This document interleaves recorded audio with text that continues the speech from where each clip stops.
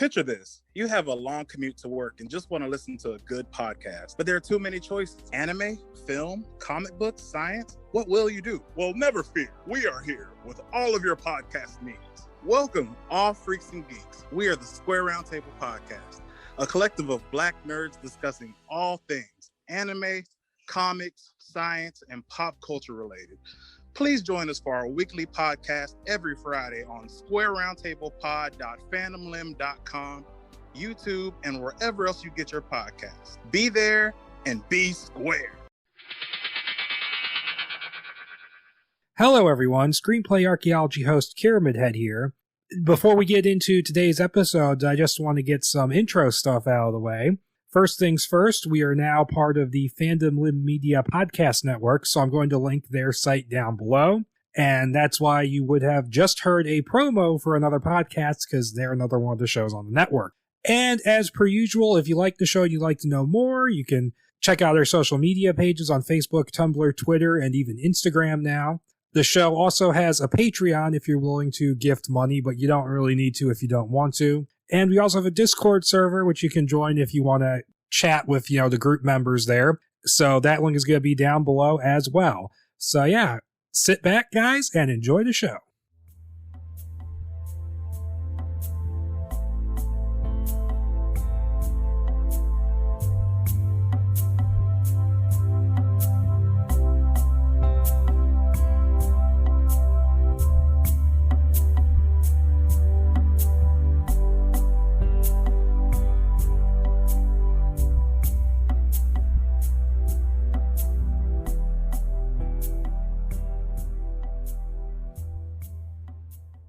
All right, everyone. Hello and welcome to a new episode of the Screenplay Archaeology Podcast. I'm your host, KiramidHead. Back again is KtuluJack. After a one episode absence while I did my cross-promotion of high-quality content. And tonight we're going to be looking at territory I've kind of sort of covered before, because a while back I did the Escape from New York remake scripts, and tonight we're going to be doing earlier versions of the sequel to Escape from New York, Escape from LA. Oh boy. Which this is a very interesting one. Put your pants on your head, because we're going into Crazy Town. Oh, yes. And we got a couple of versions here that we're going to talk about. Now, I guess we should just briefly mention how we think about John Carpenter. I mean, we went into that in the Creature from the Black Lagoon episode, 2 episodes ago? Yeah. Second favorite filmmaker behind James Cameron. I love John. Oh, yeah. Oh, yeah. John Carpenter is up there for me. I mean, he's got a very solid track record until you hit the 90s, and it starts getting really mixed. Where does Escape from New York, because I'm sure LA is towards the bottom, but where does Escape from New York fall on your list of favorite Carpenter movies? Very close to the top. Escape from New York's great. It's really hard to say exactly where, because that stretch he was on, leaving out the 2 meh TV movies he did, from Assault on Precinct... Elvis. Yeah, he did Elvis and he did Someone's Watching Me, which are both just not great. The best thing Elvis did was he met Kurt Russell. Right. But that stretch of movies he did from Assault on Precinct 13 all the way up to I'm going to be generous and say pretty much everything up to In the Mouth of Madness I think is really good, or at least decent. He only had a couple, to my knowledge, during that entire stretch, he only had 2 movies that I would classify as bad. Straight up bad. And that would be Village of the Damned, and because that came out before In the Mouth of Madness, right? It came out after. It was immediately after. Oh, okay. Oh, well then good. Then he only had 1 bad movie, and that was Memoirs of an Invisible Man. And low-key, I actually kind of don't mind that movie. Fair enough. I haven't seen the movie since I was 12. But yeah, Escape from New York is fucking great. You know what's weird is when I talk to people that didn't grow up with the movie, that, kind of discovered it later on. I don't know anyone that does not like the movie, number one. I'm sure there are people out there, but, I don't know anyone that doesn't like the movie. But I hear people talk about Escape from New York as though it's, some camp, cult classic. And, number one, I don't think it's really, a cult classic, right? Because the movie made its money back. It was a hit. It was a hit, and it was well-reviewed. And I don't really consider it that campy. Not really. No, and I think the reason why, yes, he got one eye and a glorious mullet, and it's more just it is a very late 70s, early 80s kind of movie. The thing is, it's told with such, like, aggressive intensity Yeah. that it doesn't really read like camp. And isn't the whole thing with camp is that it's actually making fun of itself? Right, and I don't get that at all. No. From that movie. No, that's not what Carpenter really seems to be doing at all. But no, the movie is honestly it's a really good movie, very visually dark movie. Yes. They were experimenting with a new lens just to get that dark look. Yeah, I was gonna say, I do not have the Scream Factory Blu-ray. That's actually, I got a birthday coming up, and I think thinking about needling my wife to get it for me for my birthday. I have it. Last year she got me the Scream Factory The Thing Blu-ray. So this year I think I'm gonna try and needle her into getting me the Escape from New York one. But I have the DVD boxed set, just for Escape from New York. Didn't have Escape from LA in it. That was released back in the mid-2000s. And if you guys ever get your chance, I assume that most of that stuff is on the Scream Factory Blu-ray as well. But if you guys ever get a chance, definitely watch the making of and listen to the audio commentary. The audio commentary in particular for Escape from New York and The Thing are freaking hilarious. Oh, and from New York, and Big Trouble. I haven't listened to the one for Big Trouble. I'll have to go back and do that. Oh, the one for Big Trouble is just them laughing at the movie the entire time. It's great. Yeah, I can see that. I would say those 3 Kurt Russell, John Carpenter commentaries are like among the best audio commentaries. Yeah, oh yeah. Well, the one for Escape from New York, if you listen closely, you can hear the glass clinking, or not the glass clinking, the ice clinking in the glass as they're drinking whiskey while they're watching it. That's amazing. I love the Thing commentary where Kurt Russell goes, "So am I an alien, John?" And John's just like, "I don't know." I love, where he's, John asks him, he's like, "So what'd you think of that? So did you like wearing the hat?" Kurt Russell's like, "Well, I guess I had to learn to love it." That hat really commands the scene. Yeah, no, that's a good one that's worth buying. I would say if you already have Escape from LA, the Scream Factory version is not worth upgrading for. Because I would argue it's not worth upgrading from VHS. Well, okay, we're kind of getting off topic here, but I bought the bare bones Paramount release. I bought that and Starman at the same time just so I could have more Carpenter movies. And then like a week after I buy them, those 2 get announced by Scream Factory for releases. I'm like, son of a bitch. But the Paramount release of Escape from LA is completely bare bones. There's nothing on that disc aside from the movie. And from what I understand, the Scream Factory version doesn't really add anything of interest. Really? Because Scream Factory usually goes like all out. Like they apparently couldn't even get Carpenter and Russell together for a commentary. Ooh. I guess because Kurt Russell is actually acting again, so. Yeah, and I get the feeling they all just are like, no, if we're gonna reminisce, if we're gonna hang out together, get drunk, watch a movie, and reminisce, we're gonna do it for a good movie. They haven't done a commentary for Elvis either, but I can't imagine them having 3 hours worth of things to say about that. But no, Escape from New York is fantastic. Just the premise alone makes the movie worth watching. And Snake Plissken, one of the best action movie heroes ever. Absolutely. To the point where he ended up in Broforce, which is awesome. Yeah. Even after they slightly nerfed him. Yep, has been parodied to hell and back. Yeah. The inspiration for Metal Gear Solid. Yep. To the point where in Metal Gear Solid 2, he calls himself Iroquois Pliskin. Yep, Rattlesnake Pliskin. Cute. But no, to get back on top, the movie's just great. I mean, you got a great ensemble cast of characters in that who are very difficult to equal, as the sequel would find out. I mean, you got Adrian Barbeau, Harry Dean Stanton, Ernest Borgnine, and the Duke of New York, #1 fucking chef himself. Isaac Hayes, he's great. Like, he's one of the best villains. Yeah, oh yeah. I love his theme music. Oh, you know what I love awesome. about that? I love that he has chandeliers on the front. Yes, I was about to say that. The chandeliers are great. And no, it's just a really well executed movie. The whole idea of the city turned prison is just really cool. Yeah, it's great. And Dean Cundey shot the shit out of that movie. As he did pretty much everything. Yep. But no, Escape from New York is, I would argue that it has kind of, earned its status as a classic.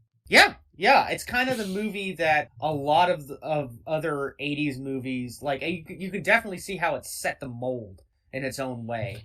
Yeah, it's great. And it's kind of a shame that kind of modern audiences kind of lump it in with a lot of the other bad 80s knockoff movies. But no, it's great. No, it's up there. Like, I mean, it kind of holds a place with Mad Max 2.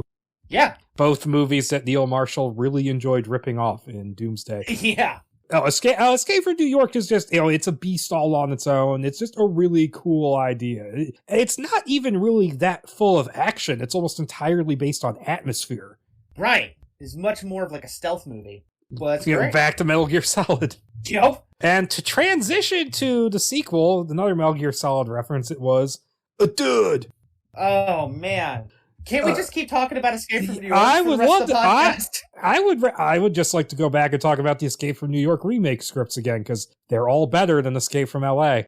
Nope. Escape from L.A. is a movie where I went into it figuring, okay, maybe I'll like it, because I listened to a podcast where people are kind of talking up all the Carpenter movies. I'm like, okay, maybe I'll like this movie. It was on Netflix, I think, at the time. I put it on. I put it on not long after watching Escape from New York again for the first time in like 8 years. And oh boy, was that a shock. Oh. Okay. This is to put into context of Carpenter's career. Escape from New York is 81, coming right after Halloween and the Fog, and right before The Thing. Escape from LA is 1996. He had just done one of his worst movies, which is Village of the Damned. And after it, he did Vampires, which I actually think is pretty good and one of his better 90s movies. Yeah, I would agree with that. But it was definitely the downswing of Carpenter's career. And it's one of his biggest budgeted movies, which I can only imagine that was Kurt Russell, calling in some favors. And moving that cloud around, probably from Stargate. Yeah, Stargate and like a couple other things around that time. It's a movie where it took them 15 years to do a sequel, and the best they could come up with was it's basically a Mad Libs of Escape from New York. They just changed a bunch of names, rearranged some things, a couple new scenes. Like you can chart out beat for beat how similar they are, and it's like, God damn it, Carpenter. I would be curious. You know what I should? Because I watched Escape from LA the night before we recorded this, so last night. And so there is a scene in the movie where he picks up a lawn chair and sits down for a minute. And it works so well in Escape from New York because you feel that, like, well, what the fuck is he going to do now? Sort of. Where, like, Snake needs to sit down and think about it for a minute. I would be curious to know where that lines up in the running time in Escape from LA with Escape from New York. Like, I wonder if it happened at roughly the same time, within the movie. I actually don't know. Yeah, so this movie sucks. It sucks. There are but I mean, to give you an idea of just how similar it is, they use the exact same joke. Because Escape from New York, when he's walking down the hallways at the beginning, there's like a voice over the PA saying, like, if you so choose, you can have yourself executed instead of going in. And they do the same joke here, only you see the guys getting electrocuted and it's really stupid looking. Right. It's a movie where I will say there are things I like about it. Kurt Russell is great. Like, he's totally committed to the role. Yes, Russell is one of the saving graces of the movie. Like, he's never bad. Even when he has to do some of the dumbest shit imaginable, he's still really good. The Bangkok Rules scene is the best scene in the movie. That's awesome. Although I don't know when Snake became a Western gunfighter. Oh, we'll get into that. I know where the genetics of that scene came from, which is interesting, but yeah, we'll definitely get into that. Yeah, he became a cowboy, and to the point where he has like a cowboy musical theme in the movie. Well, I mean, the movie's based on like Escape from New York or Assault on Precinct 13 that was like heavily inspired by Rio Bravo. That was Assault because there's a scene that's like taken almost identically from Rio Bravo. Okay. From what I've read, I've not actually seen Rio Bravo, but no. And then the other things I like in the movie, Bruce Campbell is in the movie for like less than 2 minutes and should be in it more because he doesn't do shit. I agree. I agree with the internet. He should have been the main villain. Really, because the internet hyped that fucking character up to be like, oh yeah, it's got Bruce Willis playing a crazy surgeon. And then I watched the movie and I'm like, he's in it for a minute. He grabs some tits and then he gets hit with a blow dart and then he's gone. He doesn't even get a fight scene. Yeah, and he's got like fourth billing in the movie too. Yeah, what the fuck? Man, him and Sam Raimi giving him just random cameos. Now, well, apparently, I think it was according to If Chins Could Kill, it was because Kurt Russell was his son so I assume it was Wyatt. Oh, Who's boy. a big fan of Captain America. Yeah, really. I assume it was Wyatt. Well, it's interesting. Well, okay. Well, anyway, he was a big fan of Evil Dead 2. And on the set, when, like, in between takes, Russell had Campbell repeat the line "workshed," which is from Evil Dead 2. But it's interesting, that's a weird connection there, because, well, never mind. I was going to compare the movie a little bit to Overlord, but, there's not really a comparison to be made. No, not really. But, so Escape from L.A., so I watched it last night. Those effects suck. Those effects are so bad. Oh. So bad. Oh, yeah. And what's weird is that it's not just the CGI, it's everything. The matte paintings in Escape from New York are about as close terrible. to in Escape from New York. They're about as close to flawless looking as you can possibly get, and they were painted by James Cameron, by the way. My number one favorite filmmaker. Yeah. Yep. And in Escape from LA, they look worse than the CGI. Yeah, they're real bad. Well, I don't know. Like, cause so much of it is, like, a lot of the backgrounds, like the distant backgrounds, are like clipped together. It's like photoshopping various images together, but it kind of looks like something someone would do in high school in a Photoshop class. Well, like, I took a me. picture.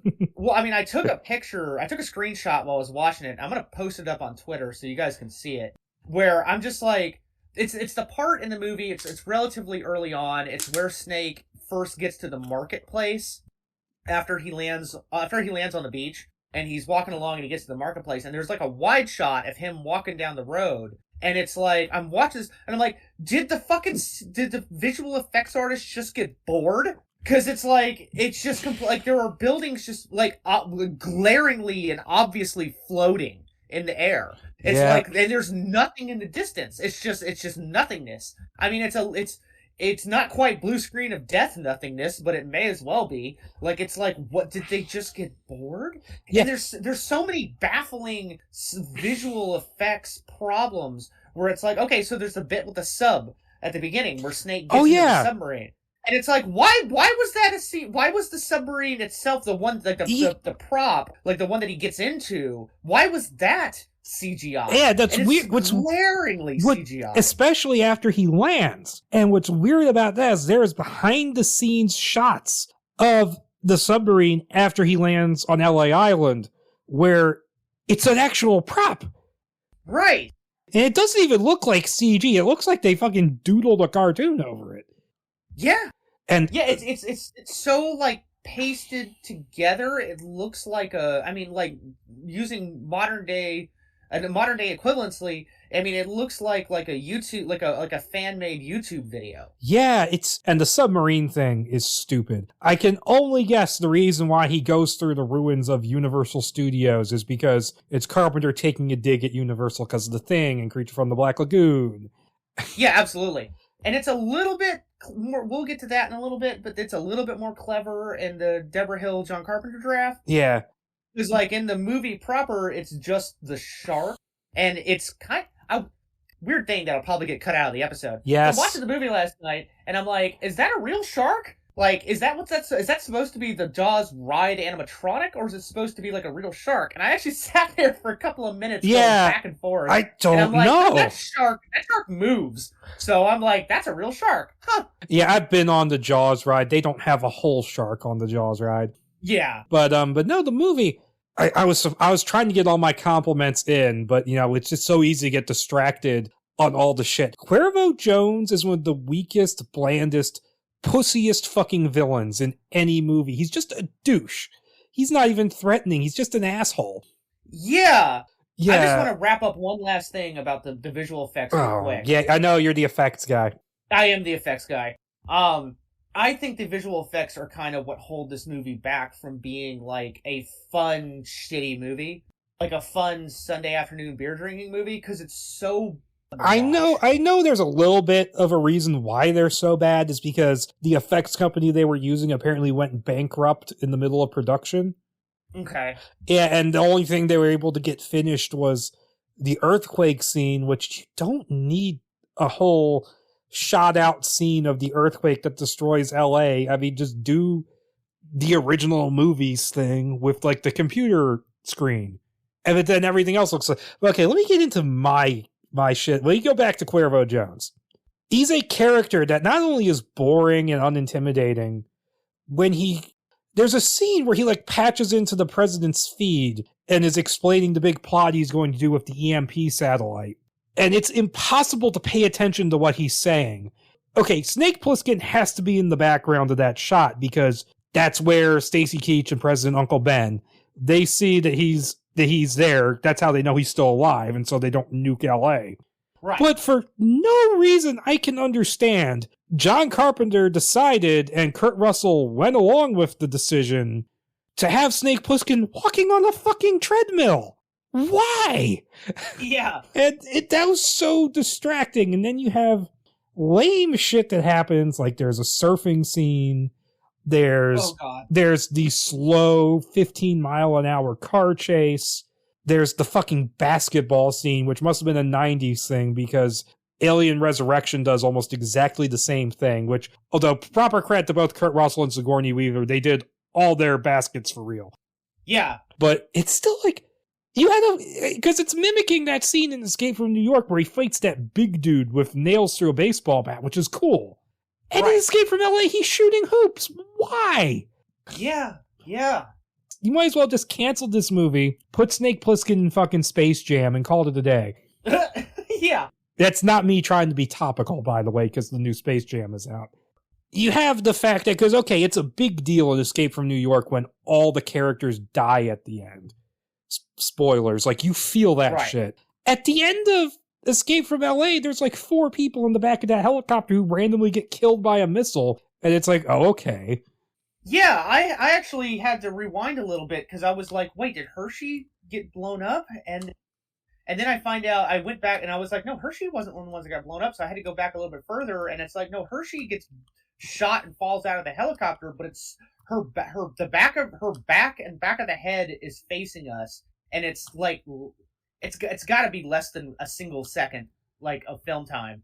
Yeah. And she falls out, and it's like, really? Like, I'm surprised there wasn't a little bit more fanfare there for her, because she kind of she was like a big character at the end. Yeah, Pam Grier had a very strange 1996 between this and Mars Attacks. Yeah. But no, and it's just a weird movie, and it's trying to be both, because there is social commentary to be found in Escape from New York, but it's melded into the world building and the universe so well.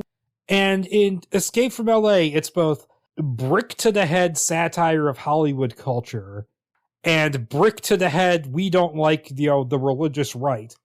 And those two satires do not need to be in the same movie together, because the movie is both trying to say that LA is this insane shithole, and it's also trying to say that the LA Island prison is like the last free place in America. I'm like, pick one, Carpenter. Yeah, and I think that the meta aspects that people talk about are so overblown with this movie. It's not like, having watched the movie last night, it's the meta commentary, like the meta commentary of remakes, like the stuff that you see shitty BuzzFeed articles write about the movie. It's not there, guys. I mean, yeah, sure, it's there, but it's really not there. It hit, I feel like it hits a little bit closer to home, maybe like 15 years or 10 years after the movie actually came out, back in like 2008, 2009, when we were going through like a glut of like 80s and horror movie remakes. But at the time, that's not, like, we weren't really getting remakes like that. So I don't really see, it's more revisionist. That, or it's commentary on the nature of sequels repeating the same thing as the original, which just to me sounds like Carpenter trying to cover his ass. That's exactly what it sounds like. But I will say, I like Steve Buscemi. He's really good. The fact that he's just, discount cabbie, actually, he's different enough that it works. Pam Grier's pretty good. I love the ending. Yeah, the ending is where Snake turns off the world, and I gotta give full credit to Kurt Russell, because he wrote that ending. Yeah. I just love him they steal the hologram gag from Total Recall, and then he pushes the button, he lights up the match, and just lets it fade out into black. That was a great ending. I wish the rest of the movie was as good as that ending. He looks straight at the audience. Yeah. I think the major problem with the movie is that it's aggressively boring. Yeah, it's not interesting. It's not. Like, you can't even... It's not even like, get the buddies together and let's have some beers and let's do, like, a Friday night shitty movie. You know, it's not even like that. It's just like I thought about it last night, and I'm like, you know, if I invited my buddies over and we all got drunk and we watched this movie, you'd fall asleep. We'd either fall asleep or we'd just be silent for most of it because there's just not a lot going on. So, Escape from LA, it came out and it didn't really do anything. Like, it was not critically well received. I don't think it made a whole lot of money back at the box office. No, it did terrible at the box budget office. Was $50 million and it got $25.5 million. Oof. About as much as its predecessor, but little more than half its significantly higher budget. Yep. I think that sort of sealed the fate of this series because there's always been talk that maybe there was going to be a third one. Like, you always hear about Escape from Earth. And there's another, like, persistent one I've been reading about lately where the third one was going to be Escape from Mars. And then the script got very lightly rewritten and became Ghosts of Mars. The best John Carpenter movie. Which I'm going to say, if that was going to be the third Escape movie, no. I mean, it kind of is. Like, what's Ice Cube's name in that? Is Desolation Jones? Desolation Williams. Desolation Williams? I mean, that even kind of has, like, the same, like, connotations as, like, Snake Plissken. Yeah, but who knows? I mean, it could be one of those things like the persistent rumor that Commando 2 was... Die Hard was Commando 2, which isn't actually true. That's true. Yeah. Yeah, that never happened, and there's been persistent talk since 2007 of an Escape from New York remake, which that has gone absolutely nowhere. And I covered all of that in an episode a while back, so go peruse that at your leisure. It's a great episode, guys. Oh, you've listened to it?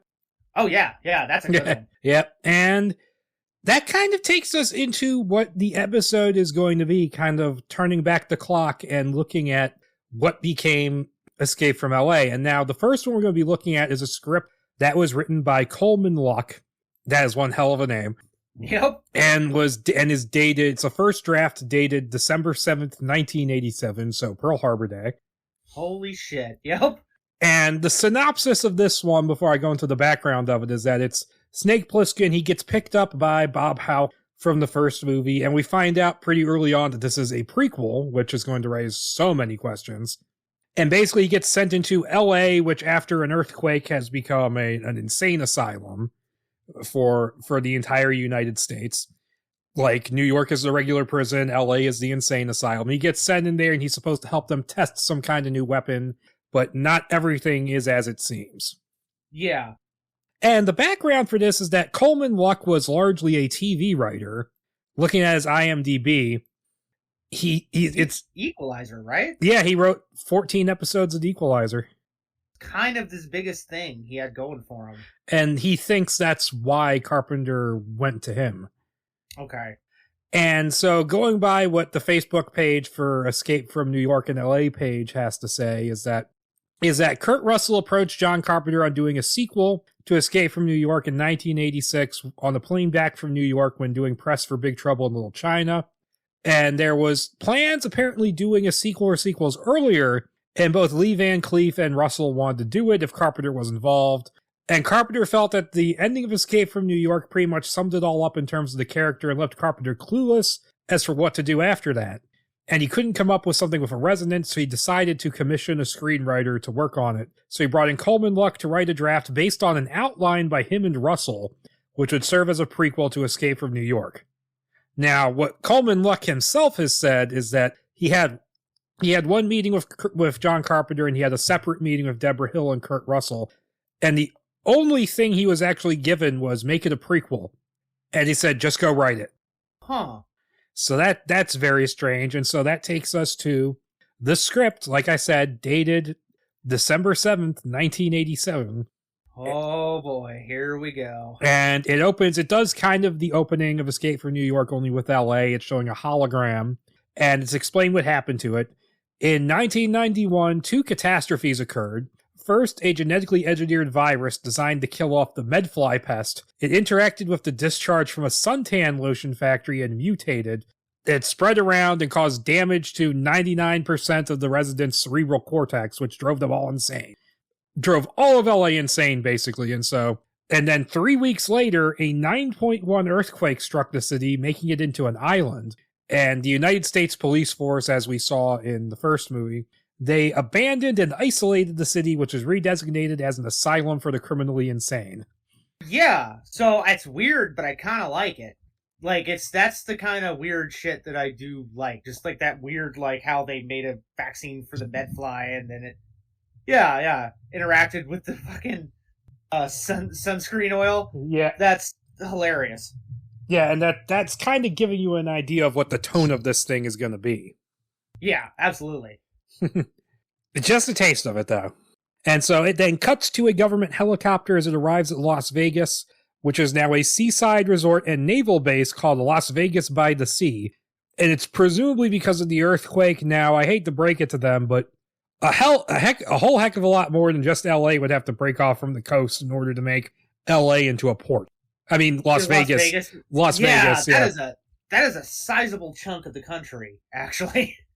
Yeah, I don't think they actually thought that part through in terms of geography. So unless Las Vegas picked itself up and moved itself to the coast. Yeah, no. Which that's not what it is, because they specifically describe the Las Vegas Strip. Yeah. I mean, sure. I mean, it depends on how big they would have gone for the effect, like the effects of seeing that thing happen. But, boy, an earthquake that big, pretty sure most of the planet would be fucked up at that point. Oh, yeah, for sure. And so a familiar-looking older man gets off the helicopter. It's Halk. They don't say it yet, but that's who it is. It's the Lee Van Cleef character. And on-screen text informs us that the date is September 16th, 1995, which is 2 years before Escape from New York, which is 1997. Yeah, so that's like the first subtle hint that something's going on here. Yep. And we then meet Snake Plissken as he emerges onto the strip from the desert. And this is where it starts getting really weird. He's passing by hookers with polypropylene orifices, and they're blowing the plastic out of their mouths like balloons. Yep. And there's a blind palm reader who works at Maryland Secret's computer voodoo and lingerie video shop who recognizes a scar on his hand, so she knows it's Snake Plissken, and tells him he's going to die, to which he responds, "We're all gonna die, hag," and walks off. Yep. Actually, funny thing about the polypropylene hookers, in Escape from LA, the movie proper, that is in there. Oh, it is? Kind of. Yeah, kind of. In that scene where he, at the beginning, like when I was mentioning earlier, where he gets to, like, right after he lands on the beach and he gets to that first, like, marketplace area, on one of the, there's like he's walking along and he goes down an alley, and next to the alley is a movie theater. And on the marquee of the movie theater, it actually says exactly what it says in the script. Oh, I missed that. Yeah, like I know the scene. I know the scene you're talking about, but I don't remember that. Well, I would have never even noticed that had I not watched it after I read the script. So just a little bit, yeah. So it's like the DNA from this script is still in the movie we got. Just hidden away. Yep, and the Las Vegas by the Sea concept is there as well, because they talk about New Vegas, only there it's Bangkok for some reason. Yeah, oh yeah. And so Snake then passes a giant outdoor slot machine with a Goofy-like character on the screen, which it then proceeds to just call Goofy, so where people bet body parts. And he watches as a sailor bets a finger and wins. Then he gets encouraged to keep going, so he bets a hand and loses. And the machine forcibly removes his hand, like it actually grabs him, pulls him in, and chops off his hand and gives him a little metal cap over his wrist stump. Well, yeah, but it's actually kind of funny because like it lets him run, and there's actually like a little bit of like extra rope. So the machine was made to garner a crowd reaction. Yeah. Think about it. And then it lassos him and pulls him back in, and yeah.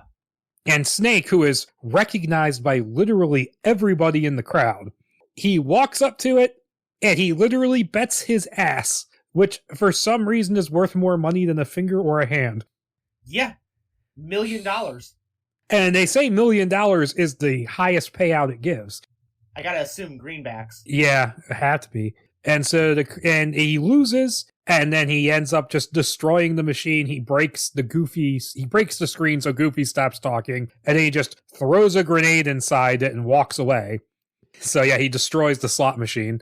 And the crowd goes wild as they're getting free money. Yep, and he then slips off and visits Dwyer, a female tattoo artist who remembers him from Mobile. And I'm like, so what happened in Mobile? Yeah. And she does that. He's there to get his snake tattoo touched up, only she doesn't touch it up. She uses a chemical that leaches the ink from his pores.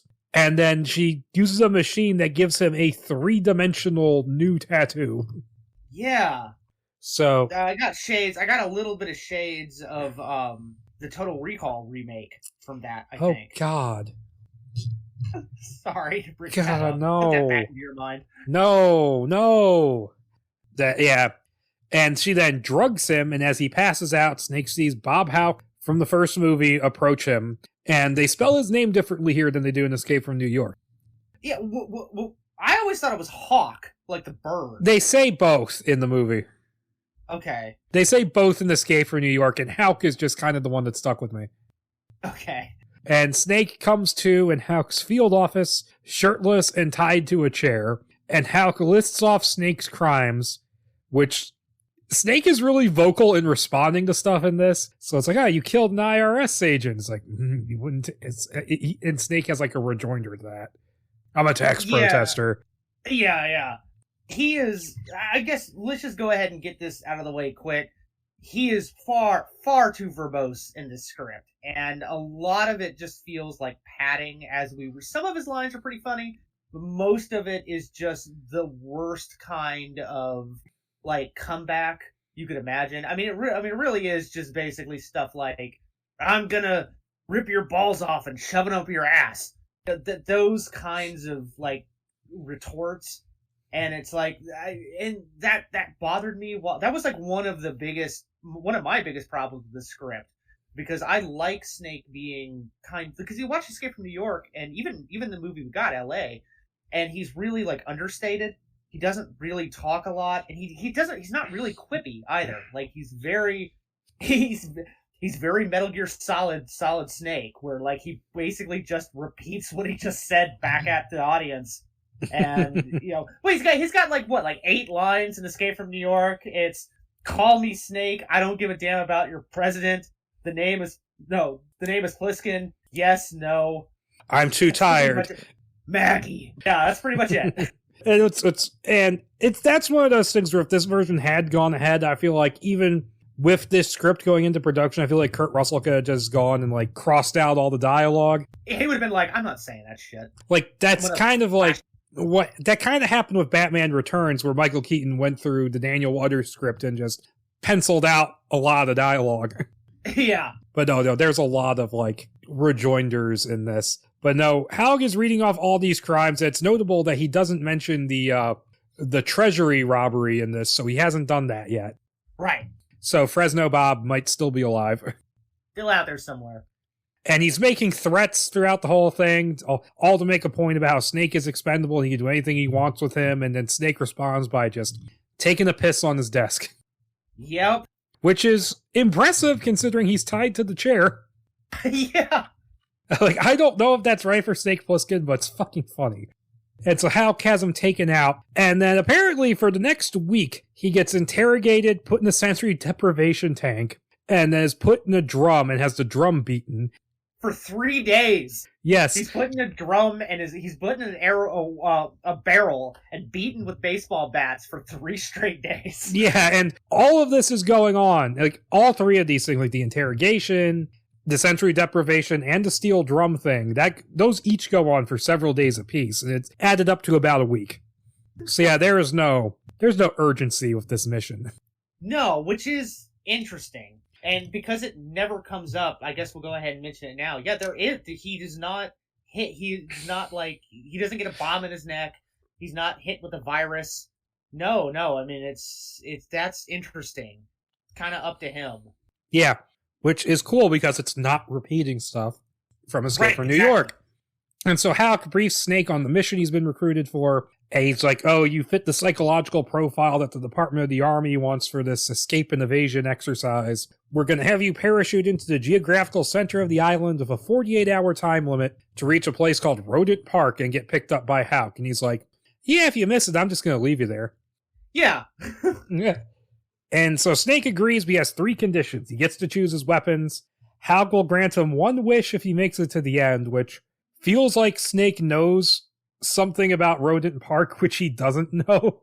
Yeah. That's a little on-the-nose foreshadowing there. And information on what he's evading. And Halleck agrees to the first 2, but will only tell Snake that he's helping to test a new weapon, refusing to get any more specific than that.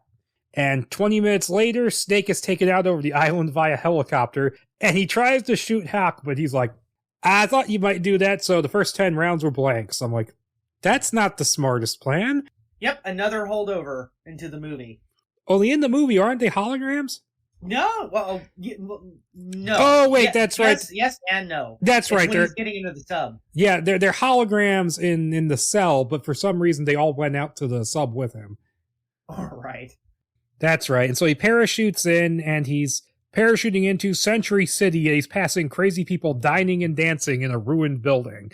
And that was a cool image because there's a woman dancing on like an exposed girder. Yeah, it immediately sets up the tone for this one. Yeah, for sure. And as he shoots down into the city, someone fires at Snake with it's like a missile or something. It's like explosive rounds, I think. No, I think it is a missile. Because it takes out the whole building. The people that are dining on the side of the building, they're gone. Yeah, but it misses him, but tears a hole in his parachute and setting it on fire, making him crash to the ground and fall unconscious. And then a caravan of vehicles, including police cars and a garbage truck emblazoned with Cultural Preservation Committee, arrive on the scene. They find Snake and scoop him up into the garbage truck and drive off. And if you think the script's been weird so far, oh boy. Oh god, here we go. Snake comes to later on, finding himself tied to a metal cross on the front of a big parade float, shaped like a giant pile of pancakes with a giant metal medfly on top that represents the Universal Home of Pancakes, or UHOP. Getting past the lawyers there. Yeah. And on top of the fly is a manned turret, and next to Snake on another cross is Blandish Vox, whom we learned from 2 parade hosts who were like news anchors, kind of, that she is the queen of the parade.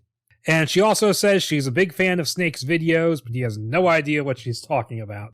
So I spent a lot of this script wondering if they were talking about snake porn. Yeah, and it's interesting. It's very much of the era, because nowadays, like the Thanksgiving Day parade in New York City, and then there's the one in LA. I think is like more of a flower parade, right? I don't know. Well, I'm just saying, like I think that it's more of like a because when you think of like the one in New York City, it's got like the giant floats, the balloon floats, and the one in LA is more like giant vehicles that have been decked out with various like flowers and stuff. And I remember growing up like in the early 90s and these things being kind of a big deal, like, and now it's kind of fallen into past, like now they've kind of like fallen out of style. And yeah, I mean, it still happens every year, but like, it's not quite the big deal that it used to be. So it's just, it was my point is that it was really weird reading this. It was very like throwbacky for me. And I'm like, oh yeah, I remember when like Thanksgiving Day parades were really like all over the television and were like big news for a day. Oh yeah. So, and from around the corner comes another float, which is white and gelatinous, representing the first interstate sperm bank of America, with the man on the turret who is referred to as the Surgeon General. So hi, Bruce Campbell. Yeah, I was actually just gonna read that little paragraph out. Okay, let me just finish my paragraph. Okay, go for it. He's distributing white balloons, and the people manning each float start shooting at each other as they are participating in something called Float Wars. So yeah, go ahead. Okay, so the float that is moving toward them is a truly fascinating creation. Its basic structure can't even be seen can't even be seen for the heaving, rolling, gelatinous masses that cover it, making the thing look as though it's oozing down Sunset Boulevard. It has the distinct appearance of a living organism without skin or discernible features. On top is a gun turret and sitting in a chair in front is a man in uniform distributing small white balloons. At its base, a sign reads, First Interstate Sperm Bank of America. Every moment brings the float closer and closer together. Fireworks begin to go off as the guns start a barrage of high explosives. So yeah, this is weird. This is very weird. And I kind of love it. Like, I love the idea of, like, the Roman-esque, like, filling the, what's it called? The amphitheater full of water and having these big water battle. The Colosseum full of water and having these big water battles. And I think that's kind of like the imagery that they were going for with this. But, like, really? Like a sperm bank and, like, a giant sperm and then, like, a giant bunch of pancakes? That's what we're going with? I mean, that's too pants on head crazy, guys. Now, that's a great image. Like, that's a great concept. I fucking love that idea. But, like, two floats going head to head? But, like, the shit that's on top. Really? I don't see how they relate to the LA satire. Like, what? Yeah, it's weird. I mean, like I said, like, back in the day, LA was known for the Thanksgiving Day parades, but, like, still, you could have gotten a little bit more interesting than that. Like, you could have had a plastic surgery float or something. Right. Or a giant movie camera. Yeah, exactly. But okay, so over on the bank float, a huge man named Drummond, dressed in the uniform of Snake's old Blacklight unit, which is the name of his military unit he was in Leningrad. Because in the Escape from New York timeline, we go to straight up war with Soviet Russia. Yeah, they mentioned that, like, Snake turned a plane around. I think that was like the one bit of info you get on Blacklight. But if you're an Escape from New York fan, and if you're a Snake Plissken fan, you've always wanted to know about Blacklight, well, we got tons of info here for you, because they go into great detail about, like, what went on during those missions. Oh, yeah. And Drummond and Snake, he calls out to Snake, who seems to recognize him. Drummond has no lower jaw, having been replaced with metal, his voice coming from a metal box attached to his throat. So he's Trapjaw? Yep, Trapjaw. He also reminds me of Judge Dredd's brother Rico, who in the comics, the prison he gets sent to is in the asteroid belt. And they did some shit to his throat to make him so he could work in the outside the atmosphere. Okay. And he has, like, a machine in his mouth. Like that's like, there's, like, a speaker in his neck, which is where his voice comes from. Okay. Huh. I'll have to look that picture up. Actually, it's funny that you mentioned Judge Dredd, because now that you mention that, this script is very 2001 AD. 2000 AD. 2008. I'm sorry. Yeah, but very 2000 AD. Yep. And we're going to have to mention Judge Dredd again, because that gets relevant. Oh, yeah. But, specifically the movie, the Stallone movie, but okay, so he fires explosive rounds at the U-Hop float, knocking the two crosses off into the ground, and one of the rounds actually breaks Snake's bonds, and he goes to escape, and he considers, he's almost about to walk away, but then he saves Blandish, because she's like, help me, Snake, blah, blah, blah, and he agrees to let her tag along with him when she says that she knows where his weapons are, and she leads him down the side street. And Drummond pilots the bank float after them, even trying to pursue down an alley until it gets stuck and he has to follow on foot. And Blandish, who is crazy, has led Snake down a dead end, saying, like, well, I didn't know you wanted to get anywhere. Like, I do like that they remember that she's crazy. Yeah. Oh, God damn it, Blandish. And they hide in the shadows as Drummond approaches, talking to Snake about their experiences fighting in Leningrad together. And Snake attacks Drummond with a shard of glass wrapped in a rag, cutting off his metal jaw. And Drummond fights back and gains the upper hand. And Snake tries to follow Blandish as she climbs up the wall to a window. And while he's going through the broken glass of the window, Drummond grabs onto Snake's ankle and tries to climb up him and follow him, but Snake cuts him across the face and he falls, landing on his head, and there's a big cracking sound, so he appears to die.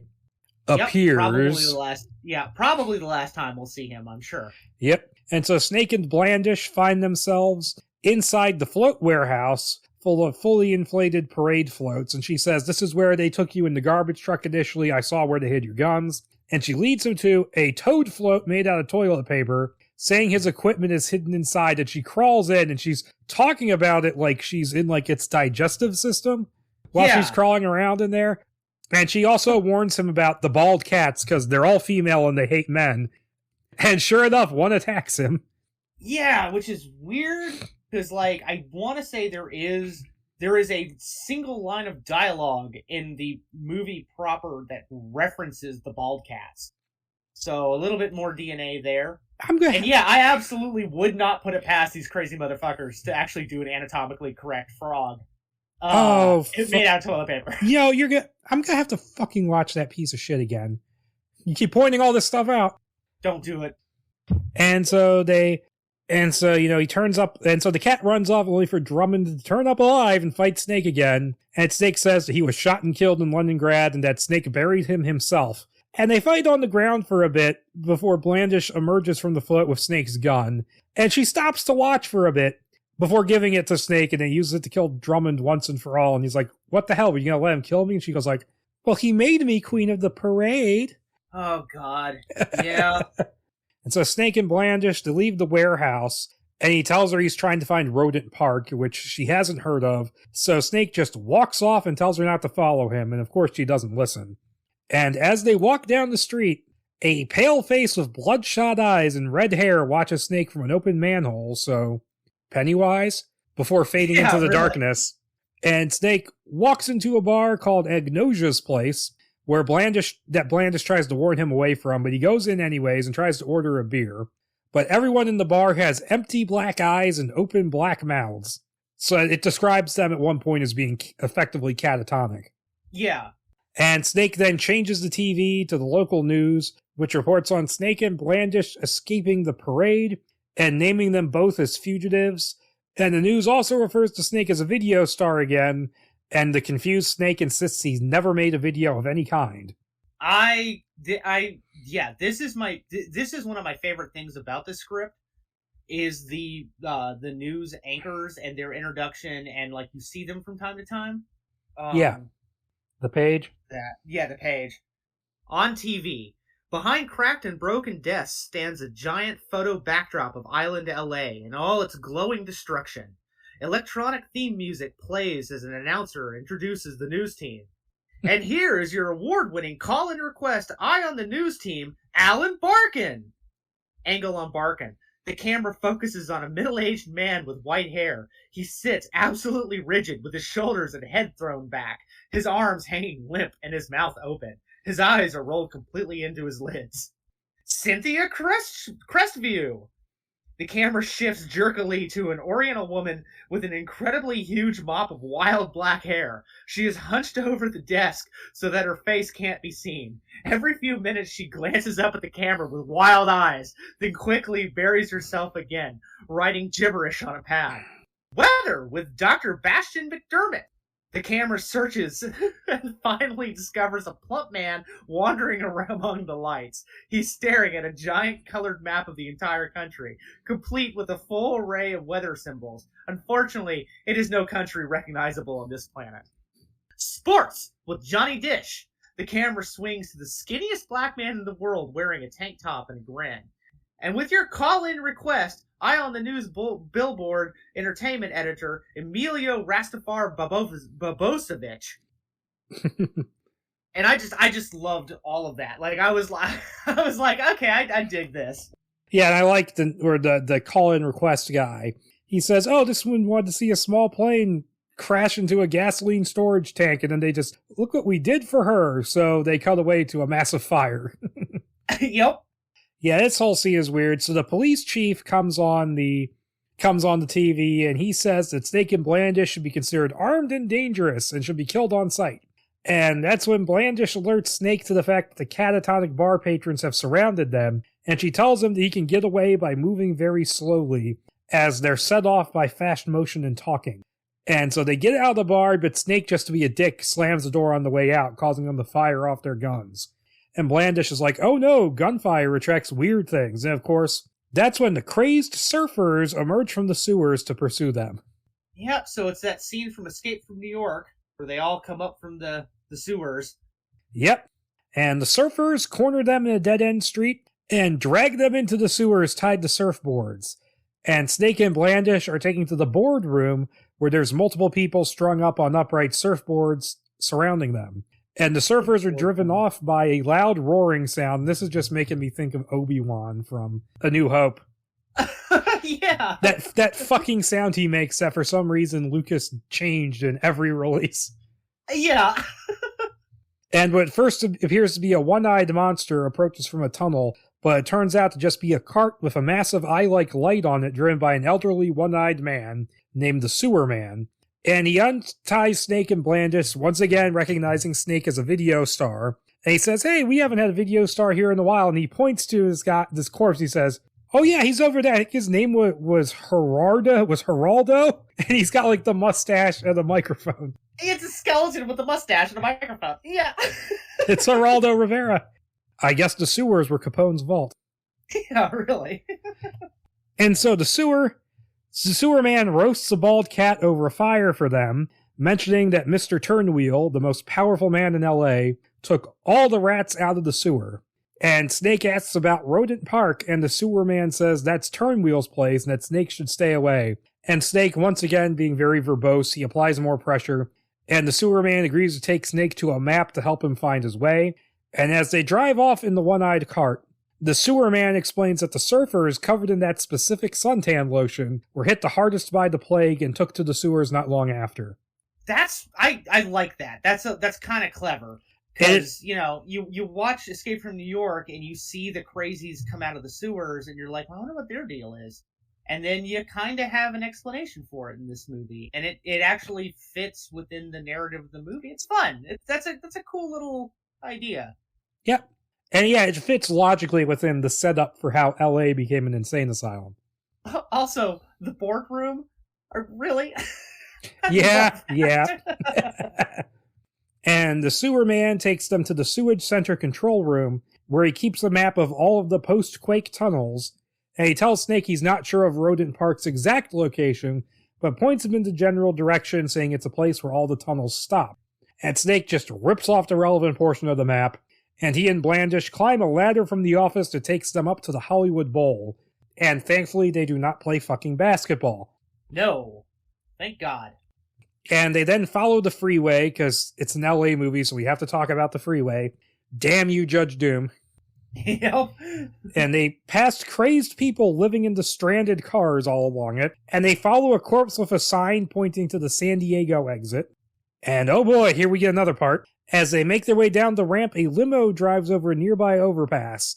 In the back sits the hugely emaciated Oral Turnwheel, who is naked apart from a loincloth, a large gold chain, and a Rolex, and is surrounded by rats. He even pets one like a cat. Yeah, so it's Blofeld. It's a emaciated Jamaican Blofeld mixed with Howard Hughes. Yeah, pretty much. What? Yeah, he watches Snake and Blandish on several security monitors and tells his driver, Ernest, that they're in position and that he should tell another them to begin the next phase. And Blandish is then suddenly cut down in a hail of bullets, so kind of like what happens to the woman in the movie, like that was on the freeway too. Yeah. But that was even more random. Yeah, that just kind of happened because we had to move the movie ahead. Did you catch I'm sure you did. Did you catch the cute little reference there with Ernest? What was the reference? Ernest Borgnine was the cabby driver. Do you think that's supposed to be a reference? I 100% believe that was a reference because the character never shows up again, and it's his driver, his limo driver. Yeah, it's possible. So, yeah, as opposed to the cute reference in the one remake script where Cabby is named Ernesto Borgnino. Yeah, but no, and so Snake is chased by members of the cultural police, and he makes his way off the highway and onto a side street where a perfectly restored Pontiac GTO pulls up, driven by a beach boy named Johnny Lorder listening to 60s rock. Yep, here we go. And he helps Snake get away, but Snake recognizes him as yet another member of Blacklight, who died in Leningrad, and he says, the peasants cut out your heart and ran it over with a tractor. Yeah. That's really funny. And of course, he rips open his shirt and shows a big long scar, and you can kind of like his skin. It seems like his skin is kind of translucent, right? Yeah. And you can see his heart on the inside. It looks kind of gross and like malformed. Yeah, so it's like he calls it it's this new thing in LA. It's a designer heart, and it's purple, and it's called the Jarvik 409, just as 409 by the Beach Boys plays on the car radio. Yeah. What? Weird reference, but so Snake... Yeah, I don't know. Sorry, go ahead. I'm sorry. Snake tries to get Lorder to stop the car, but he refuses, and a machine gun barrel pops out of the dashboard and shoots Snake with some kind of drugged bullets. I wasn't entirely clear on what these were. He just goes, "They're mesh, Snake." Yeah, he has another line, and that line makes it through everything, including the movie, because what's his name? Stars to the Map Eddie does the exact same thing, and it has the exact same line. That's right, and he has the car too.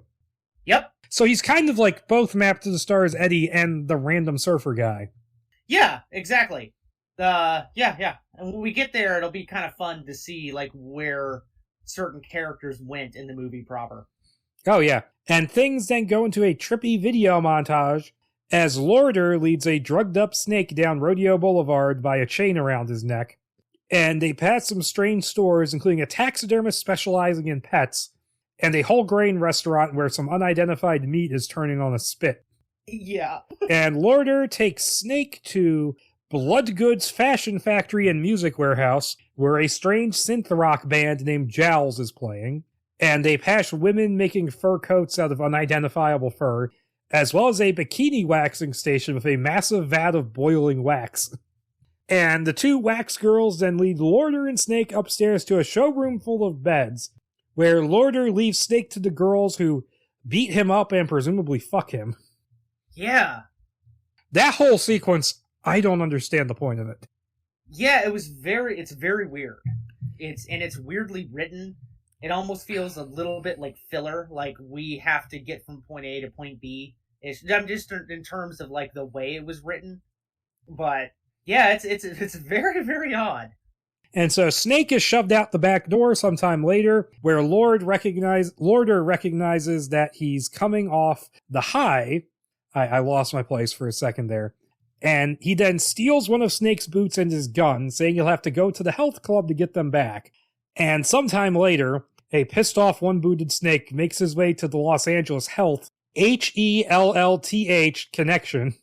Yeah. Where, among all the really old but really fit members, he finds Lorder sitting on a pile of broken Nautilus equipment and drinking carrot juice. It's like, hey, fresh carrots. Yeah. He might as well have said, "What's up, Doc?" Yeah. And so they fight for a while. Lorder kills the lights and turns on a blinding strobe light, and he wields a neon nunchuck. And Snake eventually gets the upper hand, and he kills Lorder by throwing him into a damaged tanning bed and slamming it shut, which turns him into a shriveled mummy-like corpse. Yeah. That was hilarious. Yeah, that was pretty great. I like the people that are working out on the machinery around them and how they're described as being like, you know, they're basically like imagine like Arnold Schwarzenegger physiques, but with like really old people heads. It's like this is so weird. Yeah, and Pliskin's one-liner here is, "Nice tan, jerk off. I like it." Yeah. And this is where we get the reporters, your favorite characters, again.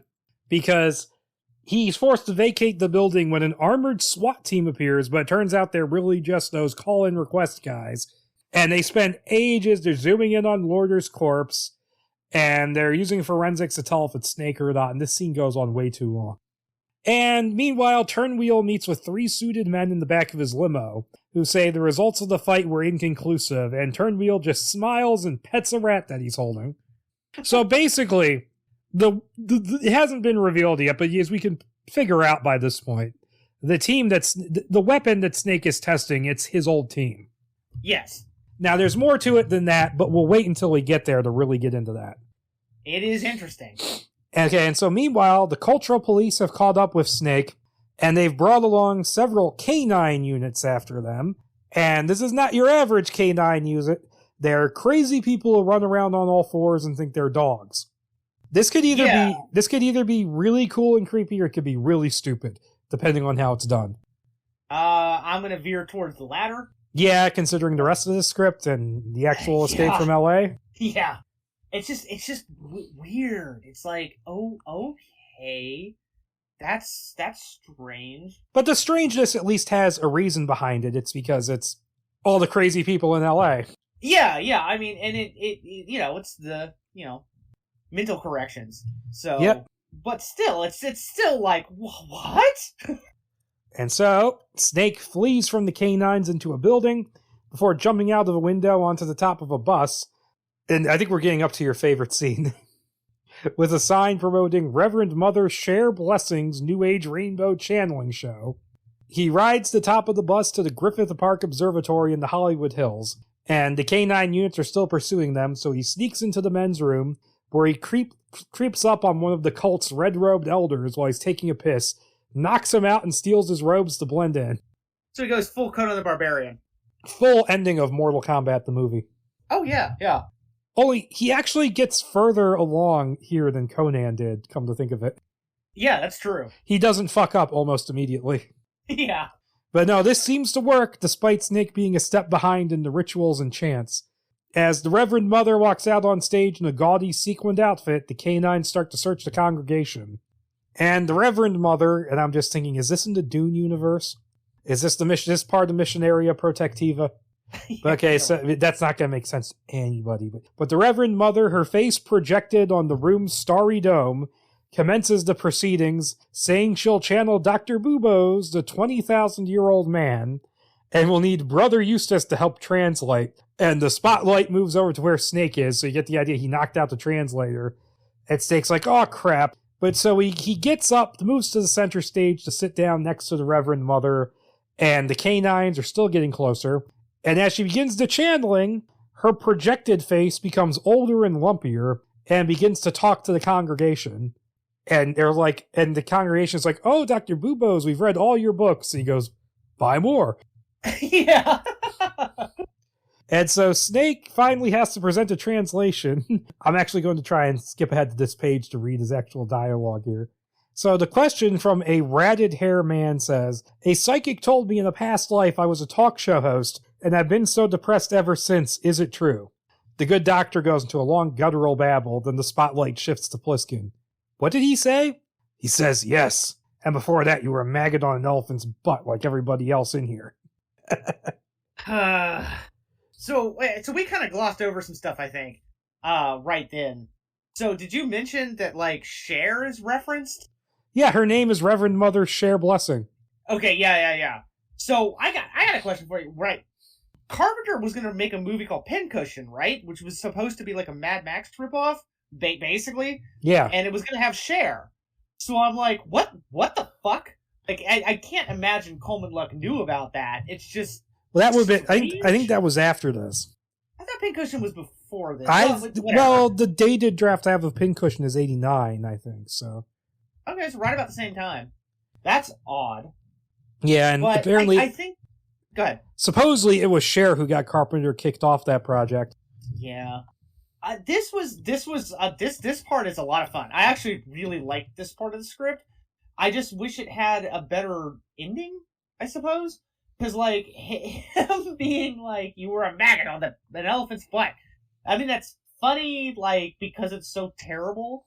But I kind of would have liked to have seen Snake kind of roll with it a little bit and maybe get a couple of people. Yeah. Maybe one or two more, and then you could have Snake be like, "Oh shit, they're right on top of me." Yeah. And then you have if it was just a little bit more witty, this would be amazing because it's like the cult of personality that is Hollywood, and I'm like, God damn it, this is such a great springboard for better ideas. This is perfect. And it's like, damn, if he just kind of thought it through a little bit, it's almost there. You just thought it through a little bit more, this scene would have been great. Yeah. Yeah. It's weird. It's weird. And I don't know. Like I'm like, where was this supposed to take place at? Like, it's just a place, right? The Griffith Park Observatory. Yeah, the observatory. Which is from the ending of Bowfinger. That's a flex. That's a weird pull. It's in everything that's in LA. Snake, he fires at the crowd, discards his robe, and runs away. And the projected face changes yet again and orders the cult to go after him. I have to wonder about the projected face changing. Are they implying there actually is something supernatural going on here, and the supernatural is bilking people to sell books? Yeah, I actually had to read this a couple of times because I didn't fully grasp what was going on with the ceiling changing.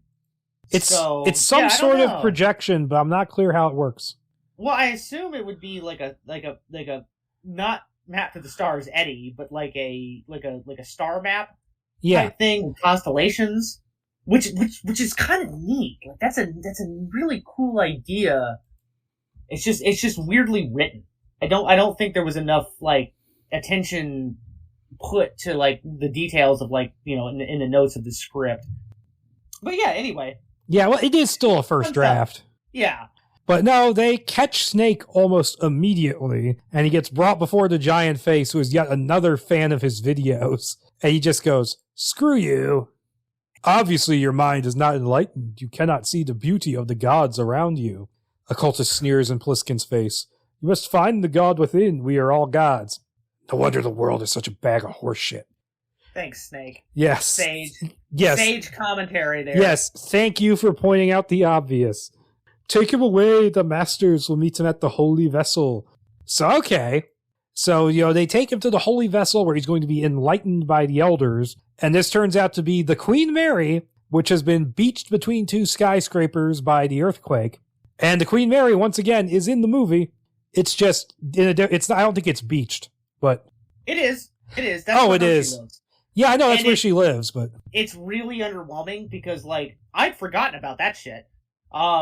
And the way that it's described in the script, I mean, yes, it is beached between two skyscrapers, but for some reason in my mind, I saw the opening of Fist of the North Star with that tanker that's like hanging out of the building. I have never seen that. Oh man, Fist of the North Star is great.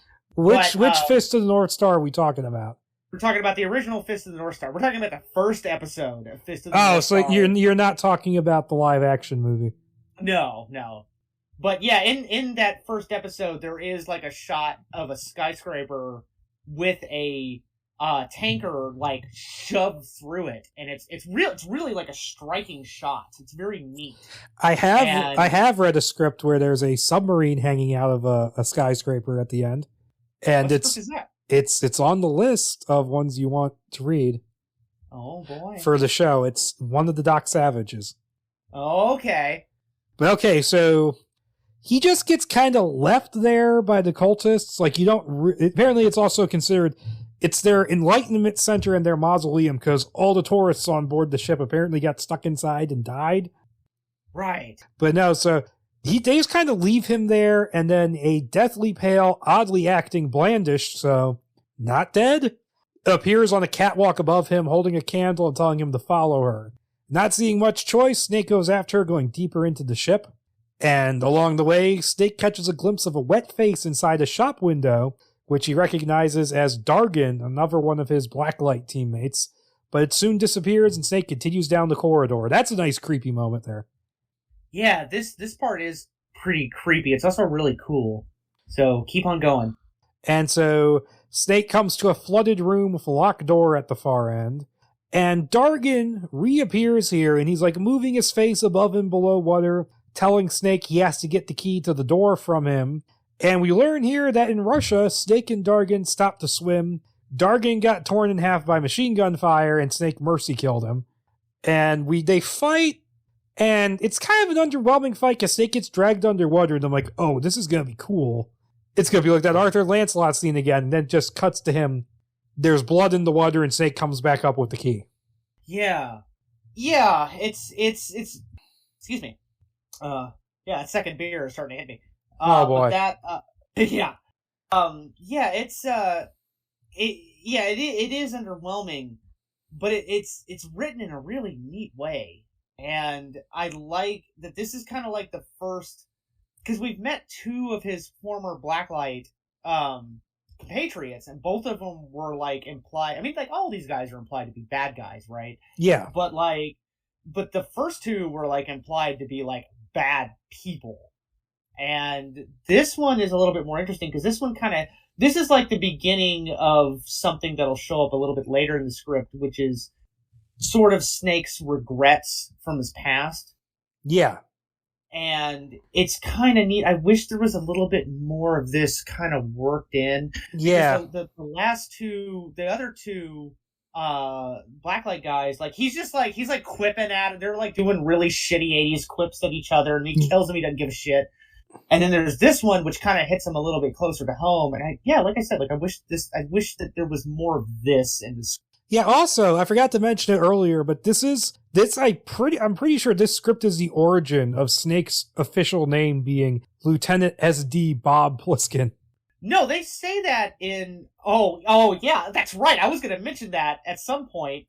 I was going to wait for the end. Well, because they start calling him Bobby all the time. Well, no, it happens at the beginning because they mention his name in the report Hulk has, and then Lorder keeps calling him Bobby, and he goes like, "It's Snake." Right. Okay, so it was Lorder that does it. But what's so funny about that to me is that his official files. It's hilarious to me in Escape from New York. I mean, in Escape from L.A. as well. It's hilarious because apparently his legal name is not Robert; it's Bob. Right. Right. Hey, did we need to know Snake Plissken's real first name? Well, what does the SD stand for? I think division? Is that like like an honorific? I think that's part of his rank. Okay. Bob. Oh, Bob Pliskin over there. Yeah, I mean, he could be Lieutenant Junior Grade Iroquois Pliskin. Yeah. Those Metal Gear Solid references fit because this script is very MGS. Oh, we haven't even got there yet.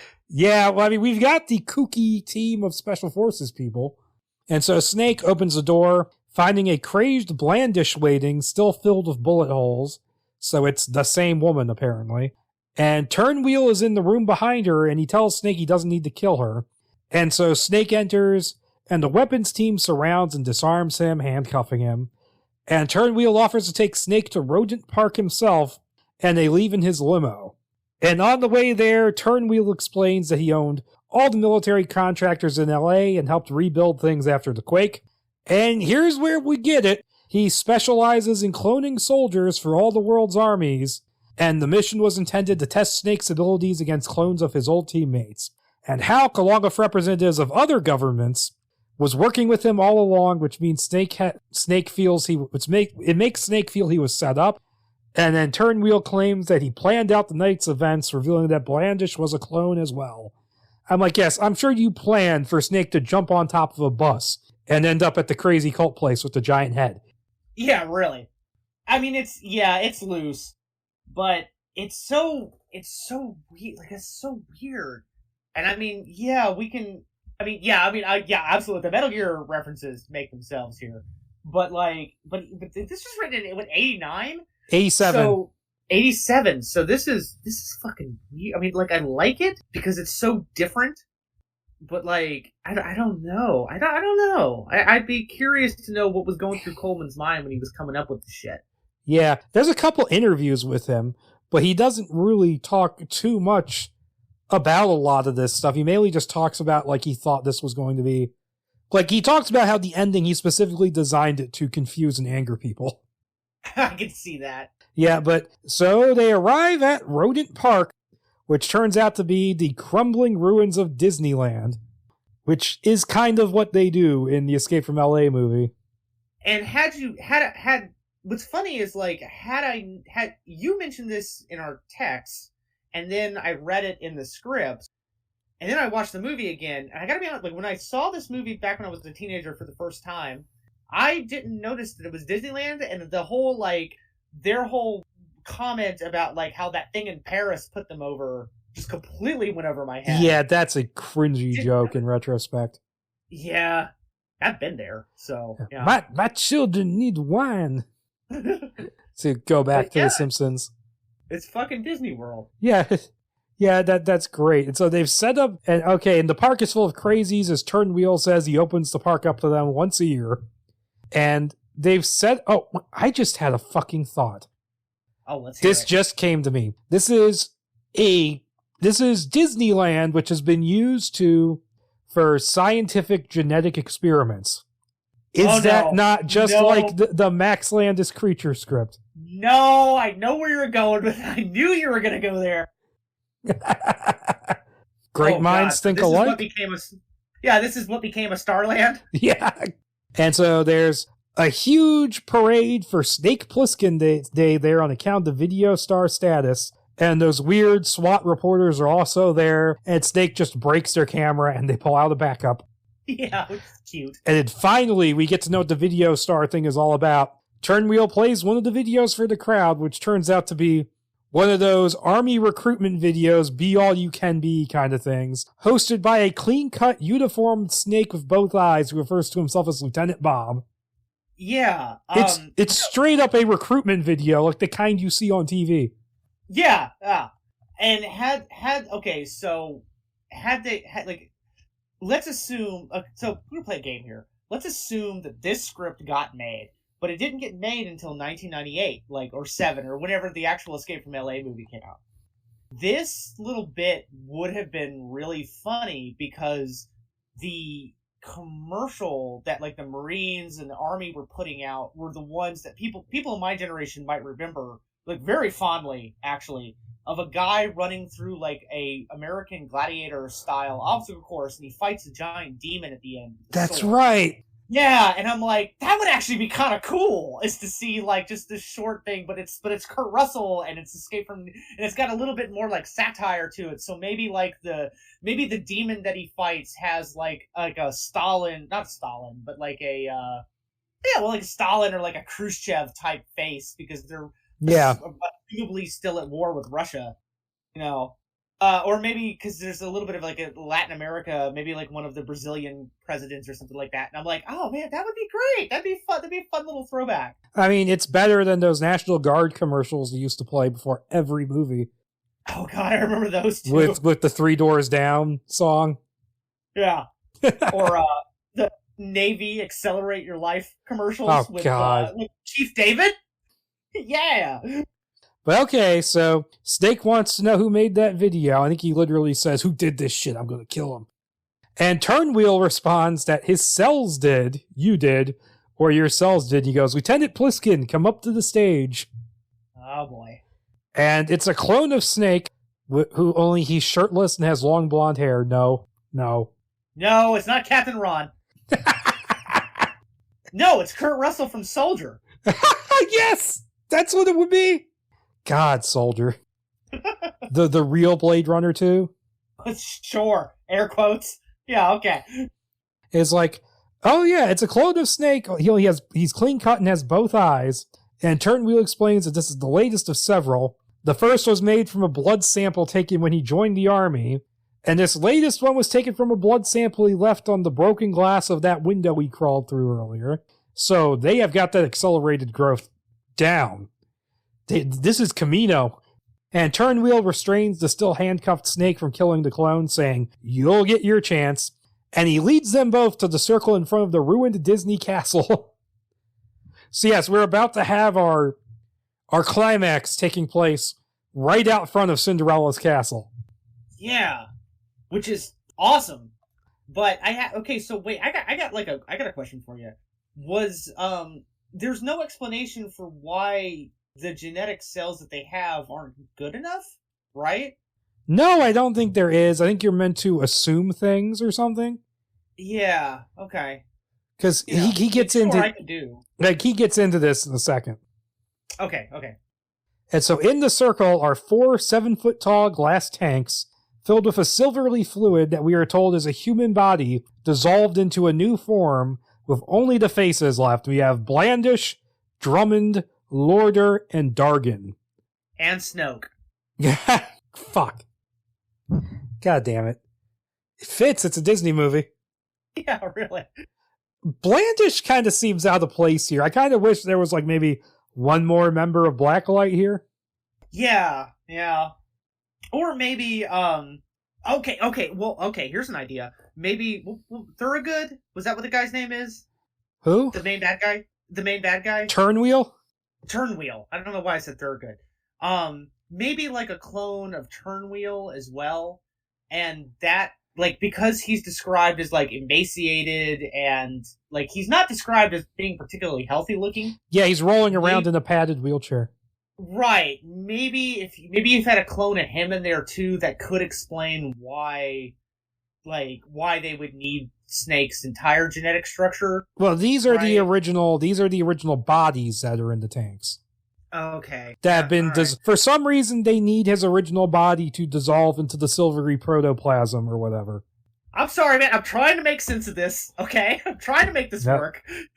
But no, Turnwheel brags about what a good job they did at retrieving the bodies, breaking down, cloning, and modifying them into the forms that Snake encountered. And he's like, "Look at this Dargan one. He could stay under the water for a long time." I'm like, "Okay, dork." Yeah, really. And he stops to note that Hulk will be arriving any minute, but I'm going to go ahead with the presentation anyways. Very Gary Glenn Ross of him, when Alec Baldwin's just like, fuck it, we're not waiting for Al Pacino. Yeah, really. And his guards then remove a concrete slab to reveal an empty tank lying on its back in the middle of the circle, which he says is for Snake. He spent the last day or so proving he's the toughest motherfucker around and is going to be given the chance to die in combat with his own clone. So this is just the ending of Metal Gear Solid, where Liquid and Solid are fighting each other, and it's that crappy MGS 1 and 2 hand-to-hand combat, where it's all punch, kick, throw, punch, kick. Yep, I was just getting ready to be like, punch, kick, throw. Because CQC doesn't exist yet. Yeah.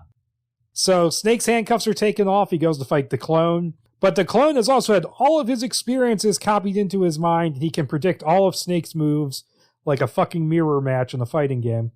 And then the clone, he's like, "I know all your moves before you even make them, blah, blah, blah." Then he goes like, Jesus. No. No, I don't want you to do, oh God. Okay, go ahead. This is terrible. Which, the fight or the next part? The next part. Oh, when he goes like, "Yeah, losing an eye, that's a disadvantage. At least there's no depth perception. Why do you never tell anyone why?" Okay, I'm going to read the dialogue, actually. Yeah, just go for it, man. I'm going to try and find it. "It's hard to fight with one eye. Big disadvantage. No depth perception. You'd never tell anyone how you lost that eye, do you, Snake? Also, scripts love to point out the fact that having only one eye hurts your depth perception. I've read multiple scripts. I think they're being super fucking clever when they mention the eye, that a Cyclops only has one eye, so no depth perception. But moving on.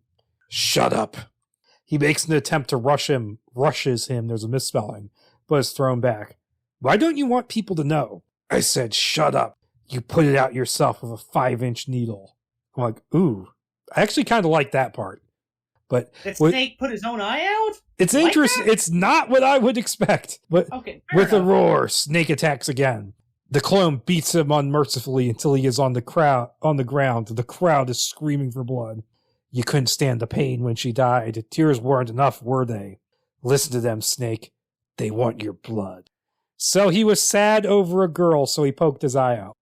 Yeah, which doesn't explain the scar. I mean, he must have really, like...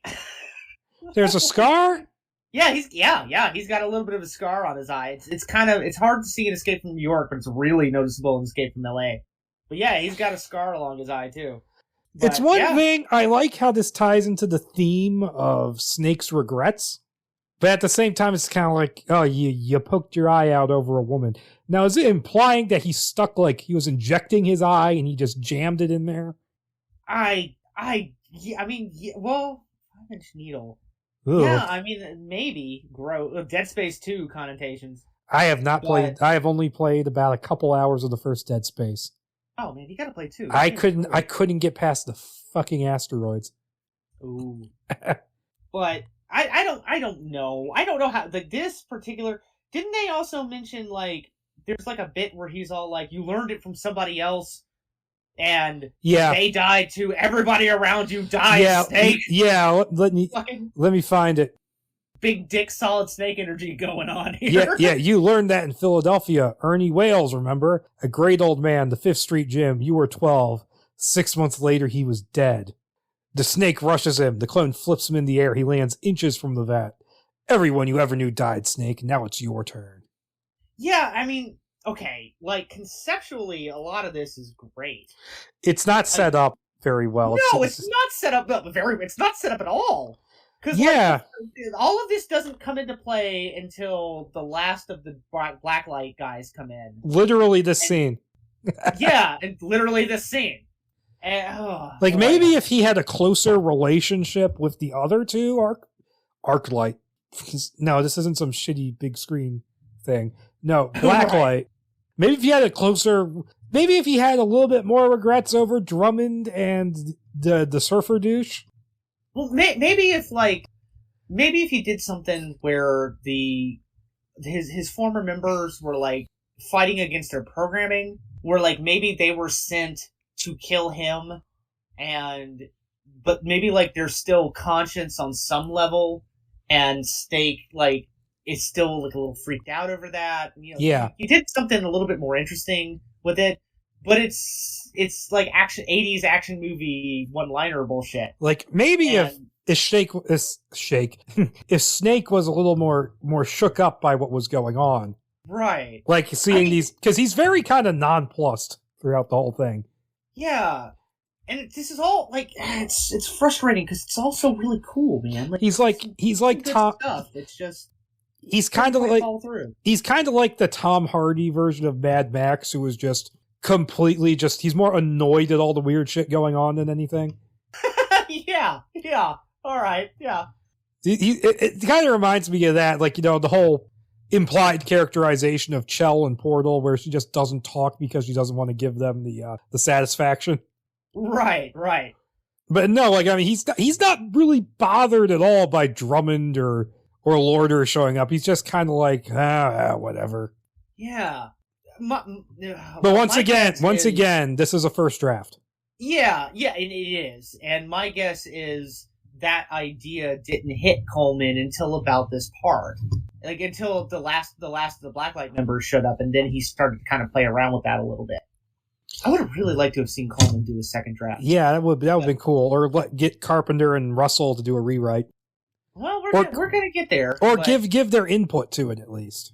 Yeah. Which, if this had gone further forward, which it didn't, and I'll get into that, they probably would have. They probably would have given Coleman Luck some notes or something. Yeah. But we're almost done, so let's almost done. Think through the end. And so Snake gets really upset by the whole eye comment, so he fights back even harder, and then the clone does gain the upper hand, though he's like, I can carry on for you, Snake, I know all I know, and then Snake is like, I know something you don't, because I learned it just now. How to die, and then he just throws himself into the tank, and his body dissolves into the silvery shit. I'm like, okay, Snake Plissken, definitely not a pimp, because pimps don't commit suicide, as The Rock once said.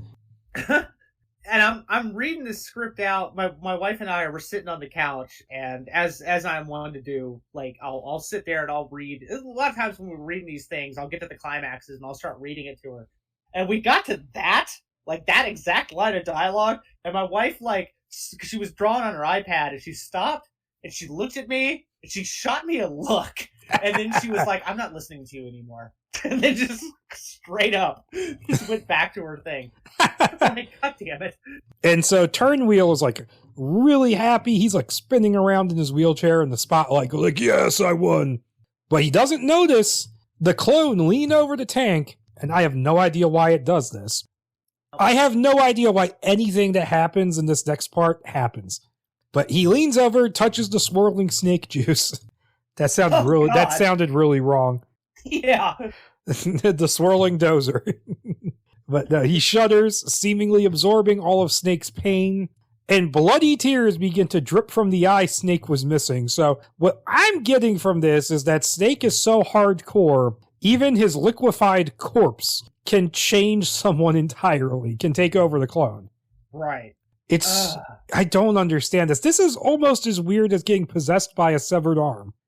In fact, it might be weirder than that. Brother! I live on in this arm! Liquid! Okay, so moving on. So Hal's helicopter, he finally shows up, and Turnwheel tells the clone to come to him, and it turns around, revealing that one eye is now blood red, and says, and admittedly, this was badass, Call me Snake. So the clone is now definitely Snake as we know him. Right. Which I don't understand what actually happened. I mean, the mechanics of it not making any sense aside, if he has all of Snake's experiences in him, why didn't that make him like Snake? Why was his personality so different? Unless they had like some sort of subconscious barriers worked into his brain like Dark Phoenix, or that's a weird flex. God. That's That a weird is flex. Yeah, but and that swirly liquid Snake somehow helped the clone overcome those? Yeah, I mean, yeah, I don't know. I think that he was I think he had a great idea, and then but he hadn't built the script around that idea. I said, I do like the idea that Solid Snake is so badass he overcomes death. Solid Snake? Yeah, Snake Plissken. Duh. I mean, yes to both of these things. Yeah. So. And so the newly minted true copy of Snake grabs a gun from a guard, blasts all the guards to death before turning on his tanks and destroying them all except for the open one. And then the crowd flees into the park, leaving Snake and Turnwheel alone. And I'm sure there's a one-liner here. In fact, let me scroll down to it. Oh, there isn't one. He just blasts him? No, he picks him up, wheelchair and all, throws him into the tank, and then blasts the tank once he lands in it. Okay. And the only thing that would have made this even more badass, since this is Disneyland, is if Snake pulled the sword from the stone. Which they do have in the park. Fuck yeah. But then again, apparently Darth Vader can pull the sword from the stone with the Force, so... Moving on. And Hal, whose helicopter has finally got here, looks down in confusion at the destruction before seeing Snake in the midst of the carnage. And I am just imagining him gesticulating with his arm, like Liquid Ocelot at the end of Metal Gear Solid 4. Like, ah! And Snake yells at him going, "You owe me one wish, Hawk." So yeah, he owes him a wish when it strikes midnight, so Disneyland. Oh god, yeah! Clumsy foreshadowing. Very clumsy, but yeah, He's like, okay. "Get down here, we have a deal." And Hawk's just like, "Fuck this," and flies away. And I kind of like that, and I kind of don't, because it makes the ending kind of anticlimactic, but it also means he's smart. Right. And, as he leaves, Snake yells, "You said I can have anything I want. I want L.A., the whole goddamn island." I'm like, you have not given a single shit about L.A. in this entire script until this point.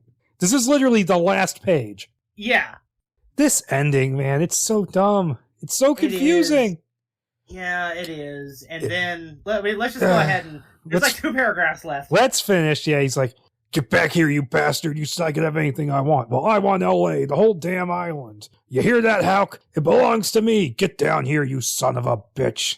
And so Hawk's helicopter keeps flying away, and the camera's coming away from Snake. It's moving away from Snake Plissken. And he continues shouting, and text comes up on the screen. 2 years later, Snake Plissken entered the penal colony of Manhattan on a mission to save the President of the United States. And then it fades back out to the holograms of the map, and then it fades out to black and ends. Okay, this ending. I like this script until this ending. The whole thing about this, if it wasn't a prequel, I would buy into this a lot more, because I'm just scratching my head trying to figure out how these two things connect. Because, so with the Snake in the first movie, it would have to have been one of the clones, because they act like Hawk and him act like they've never met. Yeah, well, I mean, I assume... But then he also has the tattoo, he's got the long hair, the eye patch. I mean, it's Snake. So did he... But the clones didn't have all that. Well, the clone knows who Hawk is by the end. You could have made the argument that, like, maybe Snake doesn't know who Hawk is. Like, the clone doesn't know who Hawk is, but he does. So it's one of those things where I'm like, I don't know. I mean, I hate to say it, but I think that, like, Coleman Luck didn't really know where he was going with this thing until the last, 30 pages. And then he had a whole shitload of great ideas, but it was kind of too late. I would have liked to have seen this script rewritten with those ideas brought to the forefront. Yeah. Because, yes, it doesn't make any sense. And it's like, okay, so the last time we see Snake, he's on the island, he's like, "It all belongs to me, brah!" And then it ends with a literal text on screen saying 2 years later he would save the president from New York City. And it's like, yeah, but how did he... Why would he leave? Because, like, it's implied that, like... Was it Cleveland? Where he... In Escape from New York, he got... Because it was a bank robbery. Where was that? I don't recall exactly, but I do know in Escape from LA they say, "Oh, we almost got you in Cleveland." Yeah, Escape from LA is Cleveland, and Escape from New York is something else. But, like, why would he leave LA if he's ruling it? Right? Like, I mean, I guess, like, you could make the argument that, like, oh, there are more stories to tell. And I'm like, that's bullshit. Yeah, but come on. But would he be this clone? Because he has the weird 3D tattoo. And I mean, it's kind of... You could actually do something kind of interesting here. Did one of the other clones go nuts too and go rogue? Did he get a tattoo? He grew out his hair, poked out his own eye. Yeah, no. I mean, I think the implication is pretty strong that the clone that we see at the end of the movie that screams, "This is my island now. It belongs to me." That is the snake that takes over New York. Or that saves the goddamn president. Why? It's a bad enough dude to save the president. It doesn't make any sense, though. No, it doesn't. It's a neat idea, but it doesn't make any sense. And why does he want? If he's king, yeah, it's rough. I mean, like I said, it's rough, but it's interesting. If this had been a sequel and not a prequel, if this was a sequel, this ending would work better. Yeah. I mean, as it is, it would work better. But I kind of like the idea that Snake, the Snake from Escape, because I'm not so beholden to Snake. Like, him being a clone in Escape from New York doesn't take the wind out of my sails as far as that movie goes. Because it's him. It's a fucking clone. We're not talking about, like, Big Boss, Solid Snake, son, father shenanigan bullshit. We're talking about, like, a fucking clone. So it's like, it's the same character. And but here's my thing. You could have had a little bit more fun with it, where, like, Snake is very, as we said many times, Snake is very verbose in this script. He's got shitty one-liners, that sort of thing. And I'm like, whereas in Escape from New York, he's very understated. And you could have had a little bit of fun with that, where it's like, maybe like, personality-wise, the Snake in this, like, don't just come... I mean, like, okay, at the beginning when they say it's 1995, that's really the only kind of reference there is for the entirety of the script, that this is a prequel to Escape from New York. Yeah. And you'd have to be, like, assumably, like, if, let's say this came out in 87, between 87 and 93 or whatever, you would have to have been kind of an eagle-eyed fan to catch on to this. The general public wouldn't have caught on to that. And you could have had some fun with that, where you could have had Snake be a little bit different. Like, maybe he is more verbose. Maybe he is a little bit more action hero, Arnold Schwarzenegger-esque, mowing down motherfuckers left and right. And then that would explain why the Snake in Escape from New York is different. Right? And one thing that it would explain is it explains why people think he's dead. Yeah, which I have to... Yeah, and that was one thing that I wanted to get to. I have to wonder if this whole thing came from that. Possibly. Like, if this whole ending came from that fucking joke. I heard you were dead. Yeah, it's just a weird ending. It's a weird script. It is very... It's entertaining. Like, I do not regret reading it. Yeah, I would say up until that ending, I like it more than the movie Escape from LA. Yeah, I mean, I would broadly agree with you. It's just rough. I mean, we've said it a couple of times. I'll say it one more time for the record. This needed another draft. I think another draft would have really cemented this as a great script. All of the ideas are there, man. Springboard off of them, and you got something. You got something really cool. And I loved the idea of the island for the criminally insane. That's fun. You know, you could have. There's a lot of cool stuff you could do. Yeah, and I'm just glad I have a crazy what the fuck is going on script, because it's been a long time since I had one of those. Yeah, that's true. I think the last true one of those I had was the Borman Lord of the Rings. Yeah. if I do holes, that's going to be... That's cocaine, baby. Yeah. And to sort of wrap up the luck draft, I'm actually going to read this quote he has on the interview on the EFNYLA.com, where they ask him about the assignment on writing the script and stuff. And he says, the story behind the script is pretty simple. At the time, I was a writer-producer at Universal working on The Equalizer for CBS. I think Carpenter made contact with me through my agency at the time. At least I believe that's how it's happened. This was a long time ago. Don't know why he chose me, except that I was known for hard-edged fantasy material. We met at a local restaurant in the San Fernando Valley and talked briefly. He gave me no thoughts about the script at all. There was only one thing he insisted on. The script had to be a prequel. That was it. I don't know why he made that choice. As far as Carpenter and Russell are concerned, I never had a single conversation about the script with them after it was turned in. What I wrote never got beyond first draft because the day I turned it in, the De Laurentiis studio went bankrupt. The project became part of the bankruptcy, but I did get paid, which was a miracle. As you know, it stayed in limbo for years and years. When Carpenter finally got back, it didn't surprise me at all that he tossed my version. I doubt that he even read it again. Truth is, I expected my version to be tossed when I first turned it in. I was interested in the project because I'd loved Escape from New York. Carpenter set me off to write whatever came into my mind. I think I did do a treatment before I started the script, which he read, but had no comment about. For me, the strength of Escape from New York was the dark comedy of it all married to action with a strong clock. The first film took a lot of pokes at New York, and I think that's one of the reasons it worked. I wanted to do the same thing with Los Angeles, and of course the darkest comedies would revolve around Pliskin himself. Why did I add the cloning thing? I liked the idea. It turns the whole Escape from New York on its head, which I thought then and still think is great. People would have argued about it forever. You're talking about, and it was never even shot. Pliskin freaks would have been shrieking about the clone ending, but I believe they would have bought it the way I wrote it. To say he was a clone was too easy. There's a lot more to it than that. The cloning revelation was really eerie, not just a science fiction cliche. Can I read the thing you sent me, the last of that interview? Oh, okay, yeah, sure. What he had to say about the actual movie? Yeah. In closing, you aren't a fan of the final version of Escape from L.A. In what ways do you think your version would have been better? Why do I think my script would have been better? Everyone who has read it has told me so. They have been incredulous that Carpenter didn't make it. But beyond my script, almost any script would have been better than that bucket of warm vomit that he threw at the audiences. The truth is, I don't really care what he did or didn't do. It's ancient history. Thank you for your time, Coleman. That's great. Well, he's wrong.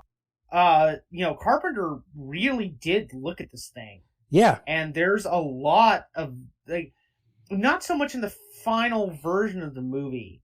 There's still DNA there, but in the draft that we'll get to in a little bit, there's a lot of DNA there. So no, he paid attention to it. I think maybe by 1987 standards, the cloning thing was a little weird and a little much. I mean, as cool as conceptually interesting as an idea as it is, it just doesn't, it just wouldn't have resonated at the time, I don't think. And it's just so outside of the ballpark of what Carpenter was probably thinking he wanted. Yeah. And all right, here's some more from the Facebook page. Oh boy.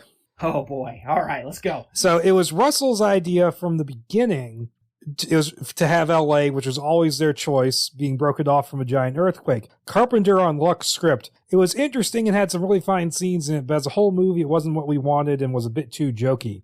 He also described it as too light, too campy. And Russell on Luck's script, it just wasn't the original. It was like looking at a painting, and that was kind of a copy. I mean, yeah, that's fucking gold coming from Carpenter when he gave us Escape from LA. But yeah, I agree with those sentiments. Yeah, in the case, this is in an interview. Coleman Luck says, years later, Carpenter described my script as too light and campy. That's the only thing I'd ever heard about what his thought was. And I'll tell you something, it wasn't light. It was definitely not light. I sent up the Rose Parade with a giant inflatable condom. It was horrible. And it was at the same time an adventure, a journey through the city and the LA that it had become. It might be considered campy today, but for its day, it was not campy at all. Anyway, that was it was an adventure and it was science fiction, and I felt good about it. I still feel good about it. Guys, yeah, it's interesting that he doesn't think this is goofy. Right, he is married to this fucking thing. And no. I mean, and it's one of those things where maybe like, because it's been 30 years, over 30 years now, and maybe his recollections of it, because like I said, like they're definitely all this stuff came to him in the last 30 pages, and maybe like he turned in this draft and was like, I'm going to do a second draft and it's going to be great. Like I know exactly where I want to go with this thing, and this is awesome. And he has this idea, and maybe 30 years later, when he says this stuff, it's like he remembers the ideas he had behind it more so than what was actually written down. Yeah, because in 2007 he sold his only copy. Right. Yeah. I put in a bid for that, by the way. Oh, you did? I did, yeah. Yeah, and so it's interesting. It's interesting that this was going ahead with the De Laurentiis company before they went bankrupt in 87. So they would have had to have rewritten it to get the budget down, I think, because there's no way De Laurentiis could afford the Float Wars. Yeah, that's right. You mentioned De Laurentiis, and I was like, what? I didn't say anything, but I was like, huh? But yeah. He didn't have anything to do with the first one, though. No, the first one was Avco Embassy. It was Avco Embassy. Was the first one Universal or Paramount? I don't know who released it, but it was made by Avco Embassy. Okay, all right. Huh. And so that happened, and it would have been interesting to see what would have happened if, Carpenter and Russell really got to work on it then, and them and Coleman Locke all worked together to sort of hammer this out, give it some more shape. But I think it's a good starting point. That's a great starting point, yeah. Yes. And so nothing really happened with this for years and years and years. And the next one we're going to talk about is kind of, it's kind of dancing on the line of being unofficial. Yeah. Let's get into that a little bit. So the next one we're talking about is a treatment or just a story outline written by Peter Briggs, who is a guy who has a very short IMDb page. He's one of my favorite, almost made it screenwriters. Yeah, he has, his one feature credit is a story credit on Hellboy. And on that, he wrote the first draft before Del Toro got involved in it. And I'd love to read that first draft to see what it was like, to see what Del Toro did to it. And he has a bunch of other unproduced projects, most of which are ones you just hear tell about, but haven't really gotten out like he did. He wrote a version of Highlander 5. And supposedly, back when the Highlander fan forum was still around, he was on there, and if you asked him, he would give you a copy of the script. So, hey, Peter, if you're listening to this, hook me up. Let's get it. And he wrote a version of Freddy vs. Jason, which I don't think was very good. Which one was that? His was the one which had the references to everything in it. Okay. The one where Freddy and Jason are minions of a demon called Thanos. That's right. Yeah, he did that one. It's one of the better ones, but it's still not great. Yeah. He also wrote that amazing AVP movie. Yeah, I was building up to that. Sorry, man. But he worked on, but no, the first thing he wrote, one of the first things he wrote really was the AVP script where he was adapting the Dark Horse comic, and he wrote it as just a writing sample, and he lucked out, and Fox actually bought it and started developing it. And then that got killed for various reasons. It's really good. It's widely available on the internet. Go read it. It's awesome. And I actually fixed the scan. I put the disordered pages back in order. Oh, did you? Okay. Yeah. I tend to like to do that. But no. And that is actually really good. I would love to read his second draft that he supposedly did, but that has never gotten out. But no, fast forward to, I think it would have been, let me skim through the interview a little more. It's in 92 or 93, he was hired on to write the Judge Dredd movie, and at the time he was on it, it was Arnold Schwarzenegger starring and Tony Scott directing. Holy shit, yes!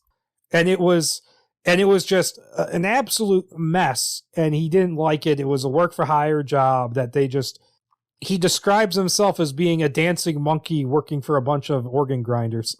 Yeah! And so he wanted to go back and do something like he did with AVP, write the spec and try and get it sold to the rights holders. And so he went and wrote an Escape from LA script. Now, we only have the story synopsis because he won't share the script because he thinks he can he can rewrite it and turn it into a standalone piece. Yeah, I've been hearing that for 15 years. Come on, Briggs. Come on, Briggs. Give us that. Give us the AVP second draft. Highlander 5. Give me everything. So he turns it in. Now, we're just going to read this treatment out verbatim because it's not very long. It's 3 pages of text. So, okay, it's Escape from L.A., a treatment by Peter Briggs based on characters created by John Carpenter and Nick Castle. But, let's not mention Nick Castle, writer of Hook. Writer of Hook, director of Major Payne. Several years after the events of the first film, because of Snake's sabotage at the end of Escape from New York, the entire world goes to war. And I already like this because it's not ignoring that ending. Yep. And while the American military is abroad, drug cartels from South America move up and take control of key cities like LA. Only after the war's over are the military able to slowly recover lost ground. They're forced to nuke Miami. Oh no. LA continues to be a bastion, although the military are slowly recapturing the city block by block. This sounds a lot like Predator 2, where they're fighting that block by block drug war. Uh-huh. The cartels have a very sophisticated air defense grid that prevents anybody overflying, and anyone who goes in on foot generally doesn't come out. At a press conference in part of Free LA celebrating the recapture of several blocks, a key U.S. senator is snatched during a vicious assault by cartel mercenaries. Meanwhile, Snake has become a bounty hunter, not likely, but okay. He brings a wanted woman criminal out of a siege in the San Diego Art Gallery, blithely blowing up the place in the process. Bits of flaming Picassos are raining down around them, so there's more of turning him into kind of Schwarzenegger, Mel Gibson. Yeah, but I actually that's one of the things I kind of dug about this. I'd love to read that bit in the script. I bet that would have been a lot of fun. Yep. And a couple of guys ask to talk to him, but Snake isn't interested. They knock him out and bring him to the Beverly Hills Hotel, where Snake meets Remy. Hulk has retired. Remy explains the situation. Now, he was the Tom Atkins character in Escape from New York.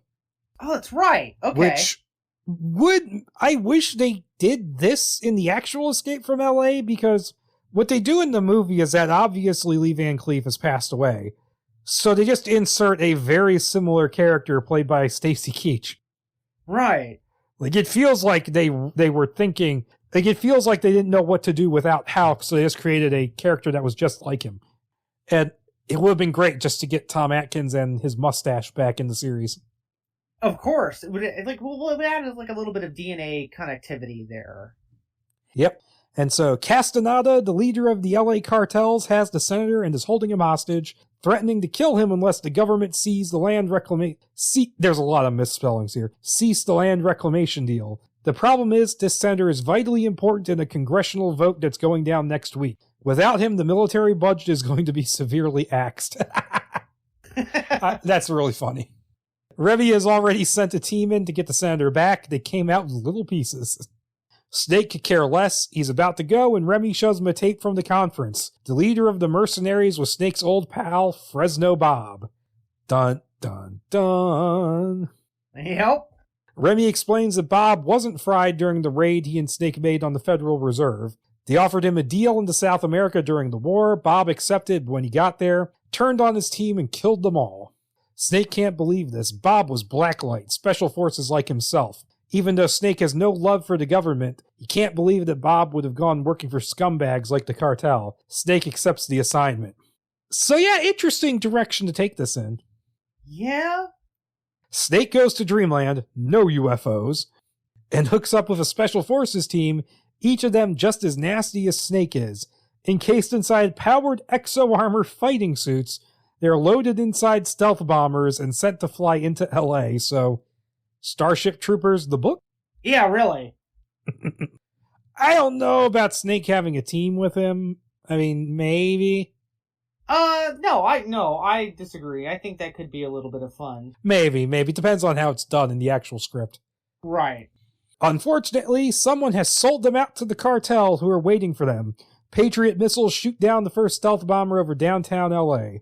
Watched by my voice went weird. Watched by Hob, Castaneda's aide, a weird mute who wears welder's goggles and is lethal with a laser-guided bow and arrow. Speaking of 2000 AD.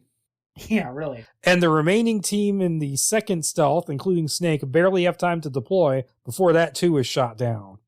After several adventures, Snake hooks up with the Special Forces team. They decide to leave their 2 remaining Exos there as they're too conspicuous, and make their way across town to Castanada's HQ, a former rap artist's mansion. It's fucking Flavor Flav's house.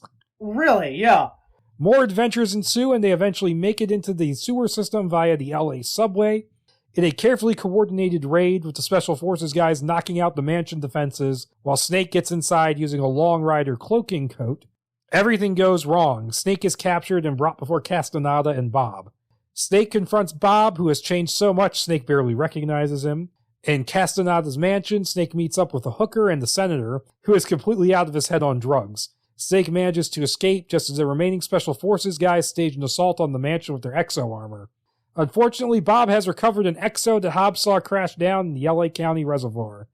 All hell breaks loose. Snake has to fight Hobb, who gets away. Snake kills Castaneda, but then flees when Bob attacks in the recovered exo. Okay, Hobb and Bob, too similar. Way too similar, yeah. He grabs an armored Greyhound bus and rams Bob against the wall. Bob is unharmed and rips through the bus and keeps coming after Snake. Meanwhile, the Special Forces guys and their exos knock out the LA defense grid, and Remy sends in attack choppers. Bob and one of the Special Forces exo guys get into a vicious power suit fight, with Bob coming out on top. Bob coming out the victor. The hooker and Snake manages to get the senator onto an evac chopper, but Bob keeps on coming in his exo. Bob goes mano a mano against the chopper. Snake manages to make the exo slip into the lake of Castaneda's mansion, and with Bob trapped inside the crippled exo with ruptured pressure seals, he drowns. Snake makes an escape, dangling from the bottom of a chopper as the mansion explodes violently. Hobb appears at the top of a fiery tower, and Snake is a sitting duck. The hooker kills Hobb with a pistol shot. Nice. Nameless hooker.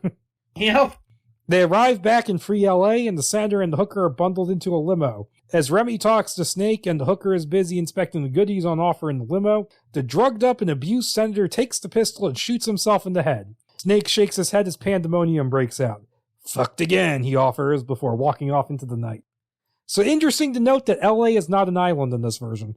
Right. Yeah. Overall, I like it. Honestly, I think it's kind of boring. It would depend on how it's written out. It's not bad. No, I think broad strokes, it's okay. So there's that line, more adventures ensue. They eventually make it to the sewer system via the LA subway. I want to read about the more adventures that ensue. I think that would really kind of sell me on this script. I think that the exoskeleton fighting is kind of neat.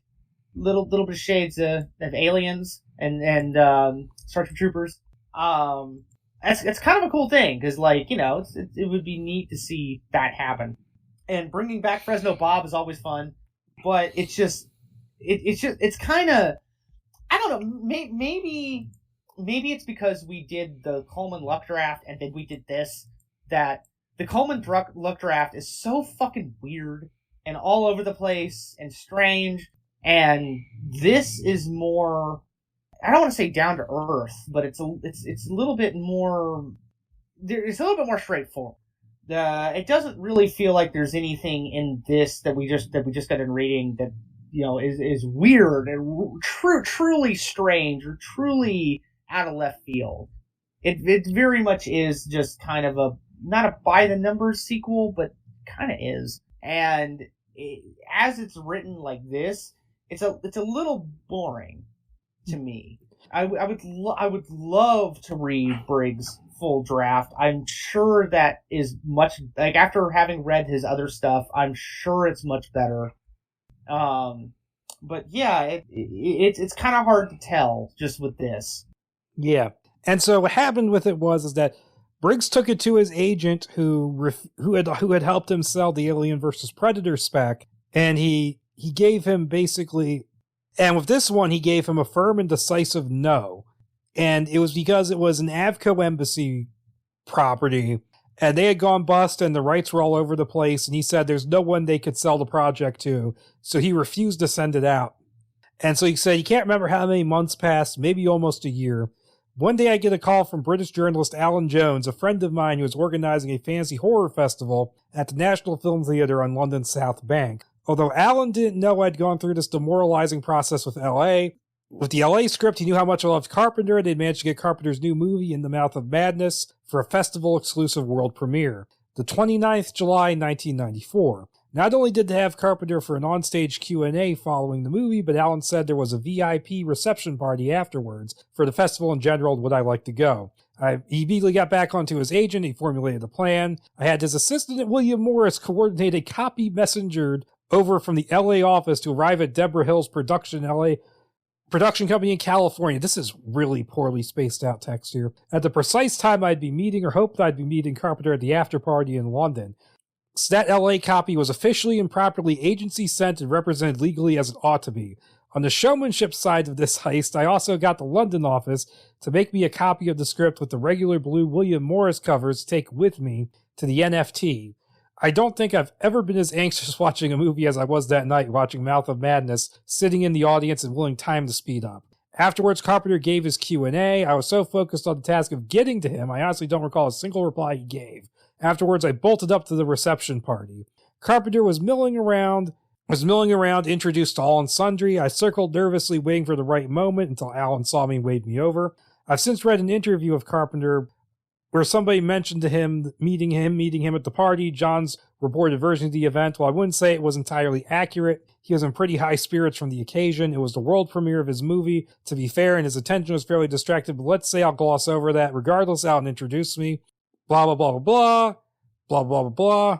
Well, I have something else for you to read, I remarked cagely. I actually had my agent, William Morris, send it over to your office in L.A. today, but I brought a copy with me. He looked bemused as I handed over that blue and white Morris-bound script. He flipped the page, read the title, and pretty much froze just like my agent had, and snapped the color closed with an immediate, "Aw, man, oh, no." He said, no, that's all great. That's fine. He said, if you brought this to me 6 months ago, I'd have loved to read this. But Kurt and I literally just made the deal a couple days ago to write this thing. It isn't even into trades yet. We managed to put the rights together. I can't read this now, even if it's the most amazing script in the world. If you'd only gotten to me a little earlier, sorry. God damn it. That sucks. He went to these Ocean's 11 lengths. Right. That's great. I mean, yeah, I get why it didn't happen. And that's always risky as fuck. Yeah. But, damn. Like, he did it. He was there. And if the agent had just moved. Yeah.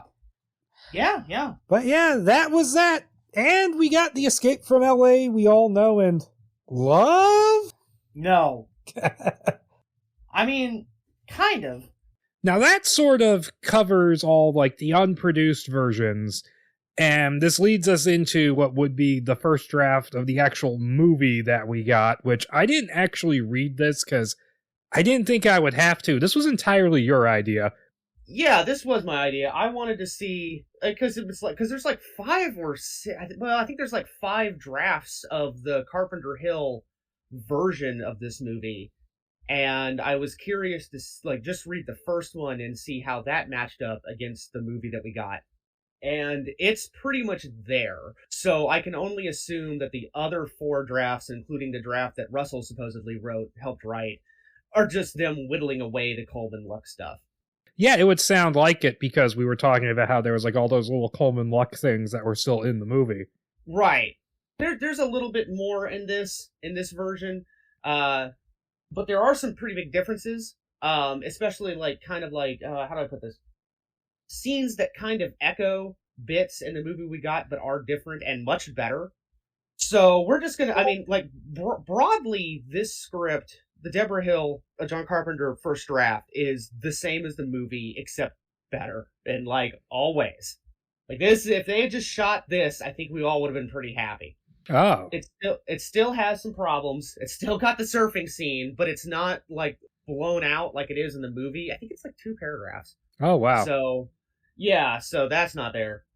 But but broadly it's the same movie, and it follows the exact same beats as the movie we got. So there's no reason to go through it beat by beat, scene by scene like we normally do. I'm just going to point out some of the more interesting things that are different. All right, go ahead. And right off the bat, the opening to the movie is completely different. It starts out with sort of a Deer Hunter-esque Russian roulette game in Thailand, assumably Bangkok. New Vegas, right? Yeah. in which there's a crowd of people, and they're all cheering for two people shrouded in darkness at a table. And a referee comes up, and he puts 3 glasses on the table. And then he pulls out a cobra, and in one he milks the snake's venom in one glass, and then he pulls out a knife and cuts the snake and bleeds it into the second glass, and then he disembowels the snake and pours the heart and I think guts into the third glass. Ugh. Yeah, it's gross. So it's described as like a glass of clear liquid, a glass of like greenish white liquid, which I'm like, that's not what color snake's blood is, I don't think, but okay. And then the third glass is described as being like a mushy red. And it kind of reminds me, like I said, it kind of reminds me a little bit of the scene from Deer Hunter mixed with the opening of Raiders of the Lost Ark. Oh, the intro of Marion? Yeah, the intro of Marion, where they basically have like a drinking contest. And it's a spin the bottle game. Like, seriously, they pull out a bottle and they spin it. And it lands on the guy who is not Snake first, and he picks the blood. So he downs that. And then they spin the bottle again, and it lands on the guy that is clearly Snake, but hasn't been established as Snake yet. But I think the eye patch gives it away. And Snake drinks the guts, and then they spin the bottle. The referee spins the bottle one more time, and the whole time the crowd's going wild. And they spin the bottle one more time, and then Snake grabs the bottle and stops it while it's spinning on him, and he grabs the venom and drinks it himself. Seems like a Snake thing to do. Yeah, it's very Snake.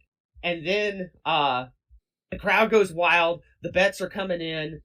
Both men stand up. The referee calls an end to the bets. They walk away from the table. They take 20 steps, and then they have a Mexican shootout. Yeah. And then it's revealed that it was, Snake all along. It's a fun little scene. I wish it had been in the movie. It would have definitely set up the Bangkok Rules scene a little bit more, because it was like, okay, so Snake, this kind of sets up the idea that Snake is like a gunslinger. Carpenter wanting to get his Western references in there. Oh yeah. Now the Bangkok Rules scene itself, is that still in the movie? That is not, ironically. Like this is the Bangkok Rules scene. So it's like set up for something that doesn't exist yet. Right. That or they wrote this out and then they decided to put that other scene in later because they wanted the gunfighting scene. Yeah, well, my guess would be that the Bangkok Rules scene, as we know it in the movie, probably came into a later draft, and they kept this scene at the beginning. Yeah, that would be my guess. That would make sense. So that's like the first like 5 or 6 pages. And then the movie continues on as normal. The dialogue's a little different, but it's exactly the same in terms of like what happens. And I'll just go ahead and throw this out there. The dialogue in this script is very, very good. It's like the whole thing is written better than, like the dialogue is written better than the movie we got the entire time. And a little bit better than the Coleman Luck dialogue, you'd say. Oh, yeah. None of this, I'm going to rip off your balls and shove them up your ass stuff. But anyway, so then it continues on as normal. And the next thing that I want to mention is the submarine bit in the movie where he actually goes to LA. And it's a little bit different here. It's actually the whole thing is kind of cooler because there's more. Because in the movie we got, it's like, 15, 20 seconds, maybe a little bit longer than that, maybe a minute worth of time. It's so weird, it feels longer. Yeah. But in this one, it is longer, but it's kind of more fun. It has a little bit more of the LA landscape. And the bit in the movie we got where he goes through the Universal theme park is a little bit different, because in the movie we got, it's just the giant shark. But in this one, and I'm just going to read this out because I think it's like 3 paragraphs. The sub smacks into the side of the black tower, powers through it, blasts out the other side through a window, tilting and wobbling. The sub rights itself momentarily, but is slammed downward out of frame by a huge, dark, slimy object. King Kong looms overhead. His fist rising and falling with the currents. Pliskin has maneuvered himself into the wreckage of the Universal Studio Tour. The sub zips through the King Kong ride into Back to the Future, passing 1950s signage from that film, dodging a rusting DeLorean. It slams into the open mouth of Jaws, shattering the model into a million pieces. The sub continues on, bouncing through the narrow openings of the earthquake ride. Broken pipes, cracked sidewalks, split walls. Hard to tell what was the ride and what was the big one. So I just like that. It was more call out stuff for the theme park. Yeah. Though if you updated that, it would just be multiple Harry Potter rides he drives through. Yeah, and the Simpsons ride. Yeah, well after the Simpsons were past their peak popularity. Well after Potter was past his peak popularity. God damn. Yeah. Then things move on as normal. There's a little difference that I'm going to mention here, where when he lands on the island of LA. Okay, yeah, when he lands on the island of LA, he it's pretty much similar to how the movie goes, where he kind of walks through the forest a little bit. But in this version, he finds himself kind of in the middle of a firefight at the Hollywood Bowl, I think. Or wouldn't the Hollywood Bowl be where the basketball was? No, because it's not there in this one. It's in a different location. Oh, okay. But the basketball scene is still there. We're going to get to that because that is completely different. And that scene's a lot of fun. But anyway, he finds himself in the middle of a gunfight between KKK members and at this point called the group called the Black Muslims. But I think, and they're kind of referenced in the movie we got, but I think they're called something else. Like I think they're called like the Black Jihad or something like that. Yeah. Like, okay, changed it up a little bit. It's a background reference. Yeah, basically. But it's kind of a fun little shootout. Nothing, no real stunts to speak of, but like it's a fun little shootout. The neat thing about it is it sets up Hershey a little bit more. Like throughout the script, you actually do get more reference to Hershey as opposed to her just kind of appearing at the end of the script, at the end of the movie.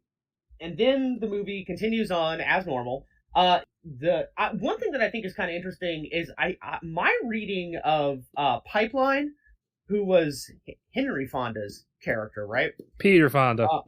Peter Fonda, yeah, sorry. My reading of Pipeline in this script is that he is actually one of the guys they sent in before Snake to rescue the president's daughter, and he just kind of went native. Ah, okay. It's a little bit of a... Is it Scott Glenn in Apocalypse Now, I think? I forget what the fucking character's name is, but there was another operative they sent in there to get Marlon Brando, and then he's just there with them when they arrive. But it's kind of cool. It's like it's a little bit more set up for Pipeline there. The script continues, and then it's pretty much the movie that we got for a good while. There's a little bit of a difference there with the Surgeon General.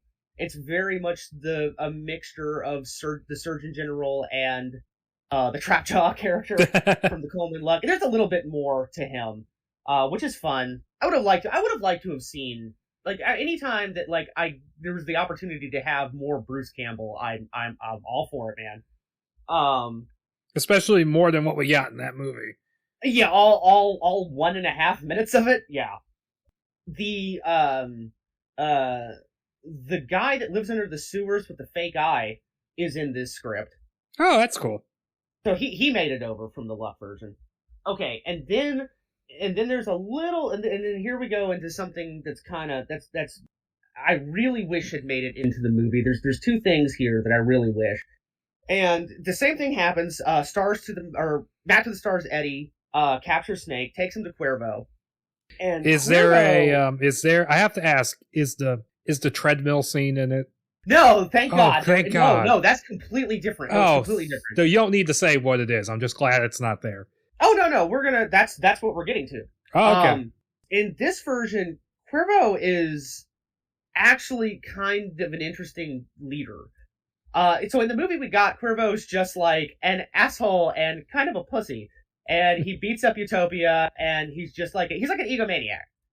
In this version, you get the sense, like, he comes right, like, he offers Snake the opportunity to join him, and I think he does that in the movie as well, but it's like one line, whereas in this script, he actually really tries, and I think he gives Snake a couple of opportunities to join him, like he really feels wronged by what the United States government did.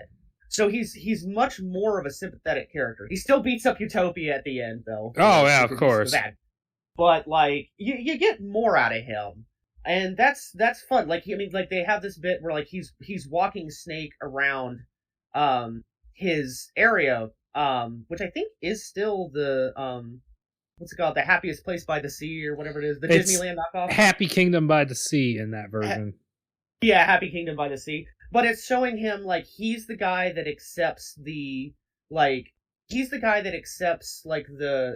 refugees that aren't like, you know, murder rapists, like just the people that happen to be of different like minorities and religious sects. Yeah, he's the guy that accepts them in, and he makes sure they get like hot meals and they get a place to sleep safely and stuff. And the older people are they're put to work, but they're not put to work in like grueling capacity. It's just they're kept safe. And I'm like, okay, yeah, I like this. He's like a decent guy and you can sympathize with him. Why the fuck did you cut all this out? Yeah, why did you put Snake on a treadmill? Yeah, and it sounds like in this version, President Uncle Ben is much more specifically the villain of the movie, whereas in the actual movie, it's just kind of like it can't make up its mind what it wants to do. Yes, he is very much the villain of the piece. So at this point in the movie, this is where Cuervo takes Snake to go play the basketball game. And in this, what ends up happening is Cuervo... Oh, no, it's at LAX. Yes, it's not at the Happy Kingdom by the Sea yet. It's at LAX. Okay, and so he goes and he fights the Goon Squad. Well, yeah, basically, from Space Jam. From Space Jam, yeah. You're not Snake Plissken, you're just a wannabe that looks like Snake Plissken. But they have an echo, instead of the basketball scene, they have an echo back to the first movie where he fights Cuervo's second in command. In the movie proper, I think it's the guy that had that stole Snake's jacket. And he fights him in the baggage luggage carousel that has been hollowed out and turned into like an arena type thing. Yeah, that is weird. But like it's very, very short. It's kind of reminiscent. Once again, Raiders of the Lost Ark. It's kind of reminiscent of the whip scene. Yeah, or not the whip. Yeah, the sword scene where he just pulls out his gun and shoots him. Yeah, it's that short. It's like, okay, all right, we lampshaded the shit out of that, and then things continue. Oh, okay, so from there, Snake chases Cuervo across the city, and they get to where the actual basketball court where I think the LA Lakers play. I don't know what the name. I've never been to LA. I haven't been there yet. So no, me neither. I don't know. Yeah, I don't know what the names of these places are. I wouldn't go to the basketball court anyways, but well, in the movie it's like a football stadium. Yeah, they're at the Hollywood Bowl, and for some reason they have a basketball court in the middle of the football field. Right. This is like actually at the place where this is actually at the basketball court where the LA Lakers play. And this is kind of cool. This is different. And this is kind of the last of the big changes. He sneaks in. Cuervo and a shitload of people are watching this basketball game. The way it's set up, the way this basketball game is set up is that it's still got the 10-second timer going on, but there are two separate teams playing each other. It's captured Korean dragons versus captured black Muslims. And the way it works out is it's a basketball game, but there are no rules in that you can foul each other however you want, as long as I think you don't use a weapon. So it's hockey. And it's hockey, yeah, basically. And it's hilarious because like it's still got the 10-second timer. So for the first like 6 or 7 seconds of each round, they play basketball as you normally would, like street rules. But then the last 3 seconds just become a game of like hot potato, where everybody's trying to get rid of the ball and nobody wants to be the last person to hold the ball, because the last person that holds the ball or the person that takes a shot and misses gets gunned down. Okay. Snake sees Cuervo, but he has to get across the stadium to get to him. And what he ends up doing is he's on the side with the black Muslims, and he runs into one guy, who I think is the guy at the beginning of the movie. And he's like, you owe me one because I saved your life, and I need to get to the other side. How are we? You need to smuggle me over to the other side of the court. And the the guy that, you know, his buddy is like, well, okay, all right, but you're gonna have to get into the game to do it.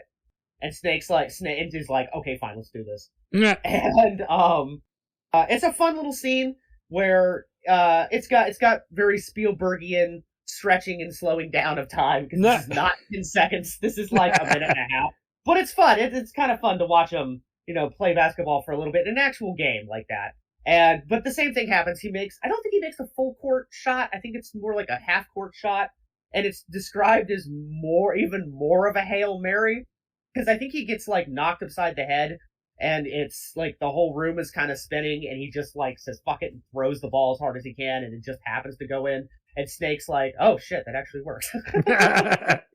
Yeah, and then the movie, as you know it, continues. And that's it for the rest of the movie. Like, the movie, as you know it, is it from here on out. The ending in the script is a little less satisfying than the movie we got, which I think is the only time I'm going to say that. Oh, wow. In this entire podcast, because I like the Welcome to Humanity. He pulls out a pack of American Spirits, which are the brand that I smoke. So hooray, he's got good taste. That doesn't happen, but the same thing happens, like where they attempt to electrocute Utopia, and he presses the button and sends us into the next dark age. Oh, overall, this was a great script, and if any of you out there have either never seen Escape from LA, mercifully so, or haven't seen it in a long time, I would just suggest reading this script, because this is the best Escape from LA I think will ever be. Yeah, it was good. It was well worth the time. That pretty much is the end of Escape from LA as we know it. Although I think it's weird, I want to mention, I think it's really strange that as we are recording this, over the last 3 days, there have been multiple articles written about Escape from LA. Kind of out of nowhere. Yeah, it was 2 or 3. Yeah. And because I think Old Man Carpenter came out from his cave and was asked about the Escape series. And he said that, yeah, he believes he has at least 2 more escape movies left in him. And I gotta ask you, how do you feel about there being any more escape movies? It's one of those things where if this was Carpenter talking in between, say, They Live and Memoirs, I'd be like, okay, that sounds really cool. But given the fact that Escape from LA happened, he lives in this weird fantasy land where he thinks that Escape from LA is a far superior movie to Escape from New York, and that's going to get rediscovered like The Thing, and that the last movie he directed was The Ward. Yeah, no, I don't really want it now. Yeah, no, I don't really want any more Escape from Anything movies. Some of those remake drafts sounded pretty fun. Oh yeah, the Ken Nolan version has something kind of similar where it's set in an actual arena. It's set in Madison Square Garden, the big fight, and it's televised. That's cool. So yeah, my biggest problem with them making any more is that I just think they're all too old. I feel like if they were gonna do this, I feel like the time has passed for Kurt Russell to be a Snake. I guess they could do Old Snake. Well, Kurt Russell himself doesn't want Old Snake is the thing. Right. And he even, I know this is a thing with actors where they'll retire for a little while and then they'll come back and then they'll retire. But Russell is pretty much retired, I think, at this point. Because I know after the Santa Claus movie he made for Netflix, he was or the sequel to that, he was talking about that's it for him. And I think that's a good place to end off as far as Kurt Russell goes. I mean, it depends if they throw enough money at him to come back for more Fast and the Furious movies. I mean, yeah, really, because he's in those. Yeah, he is. But yeah, I mean, look at what's going on with the new Indiana Jones movie, with Harrison Ford getting injured on set, and I don't want to see that happen. I mean, that's Harrison Ford. He would have gotten injured regardless.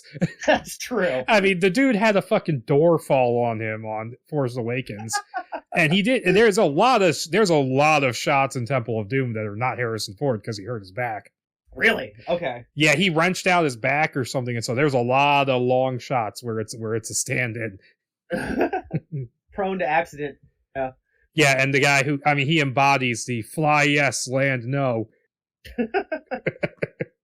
But no, that pretty much covers Escape from LA, the entire Escape series, and the series of 2 movies. And but yeah, until next time, bye. See you guys later.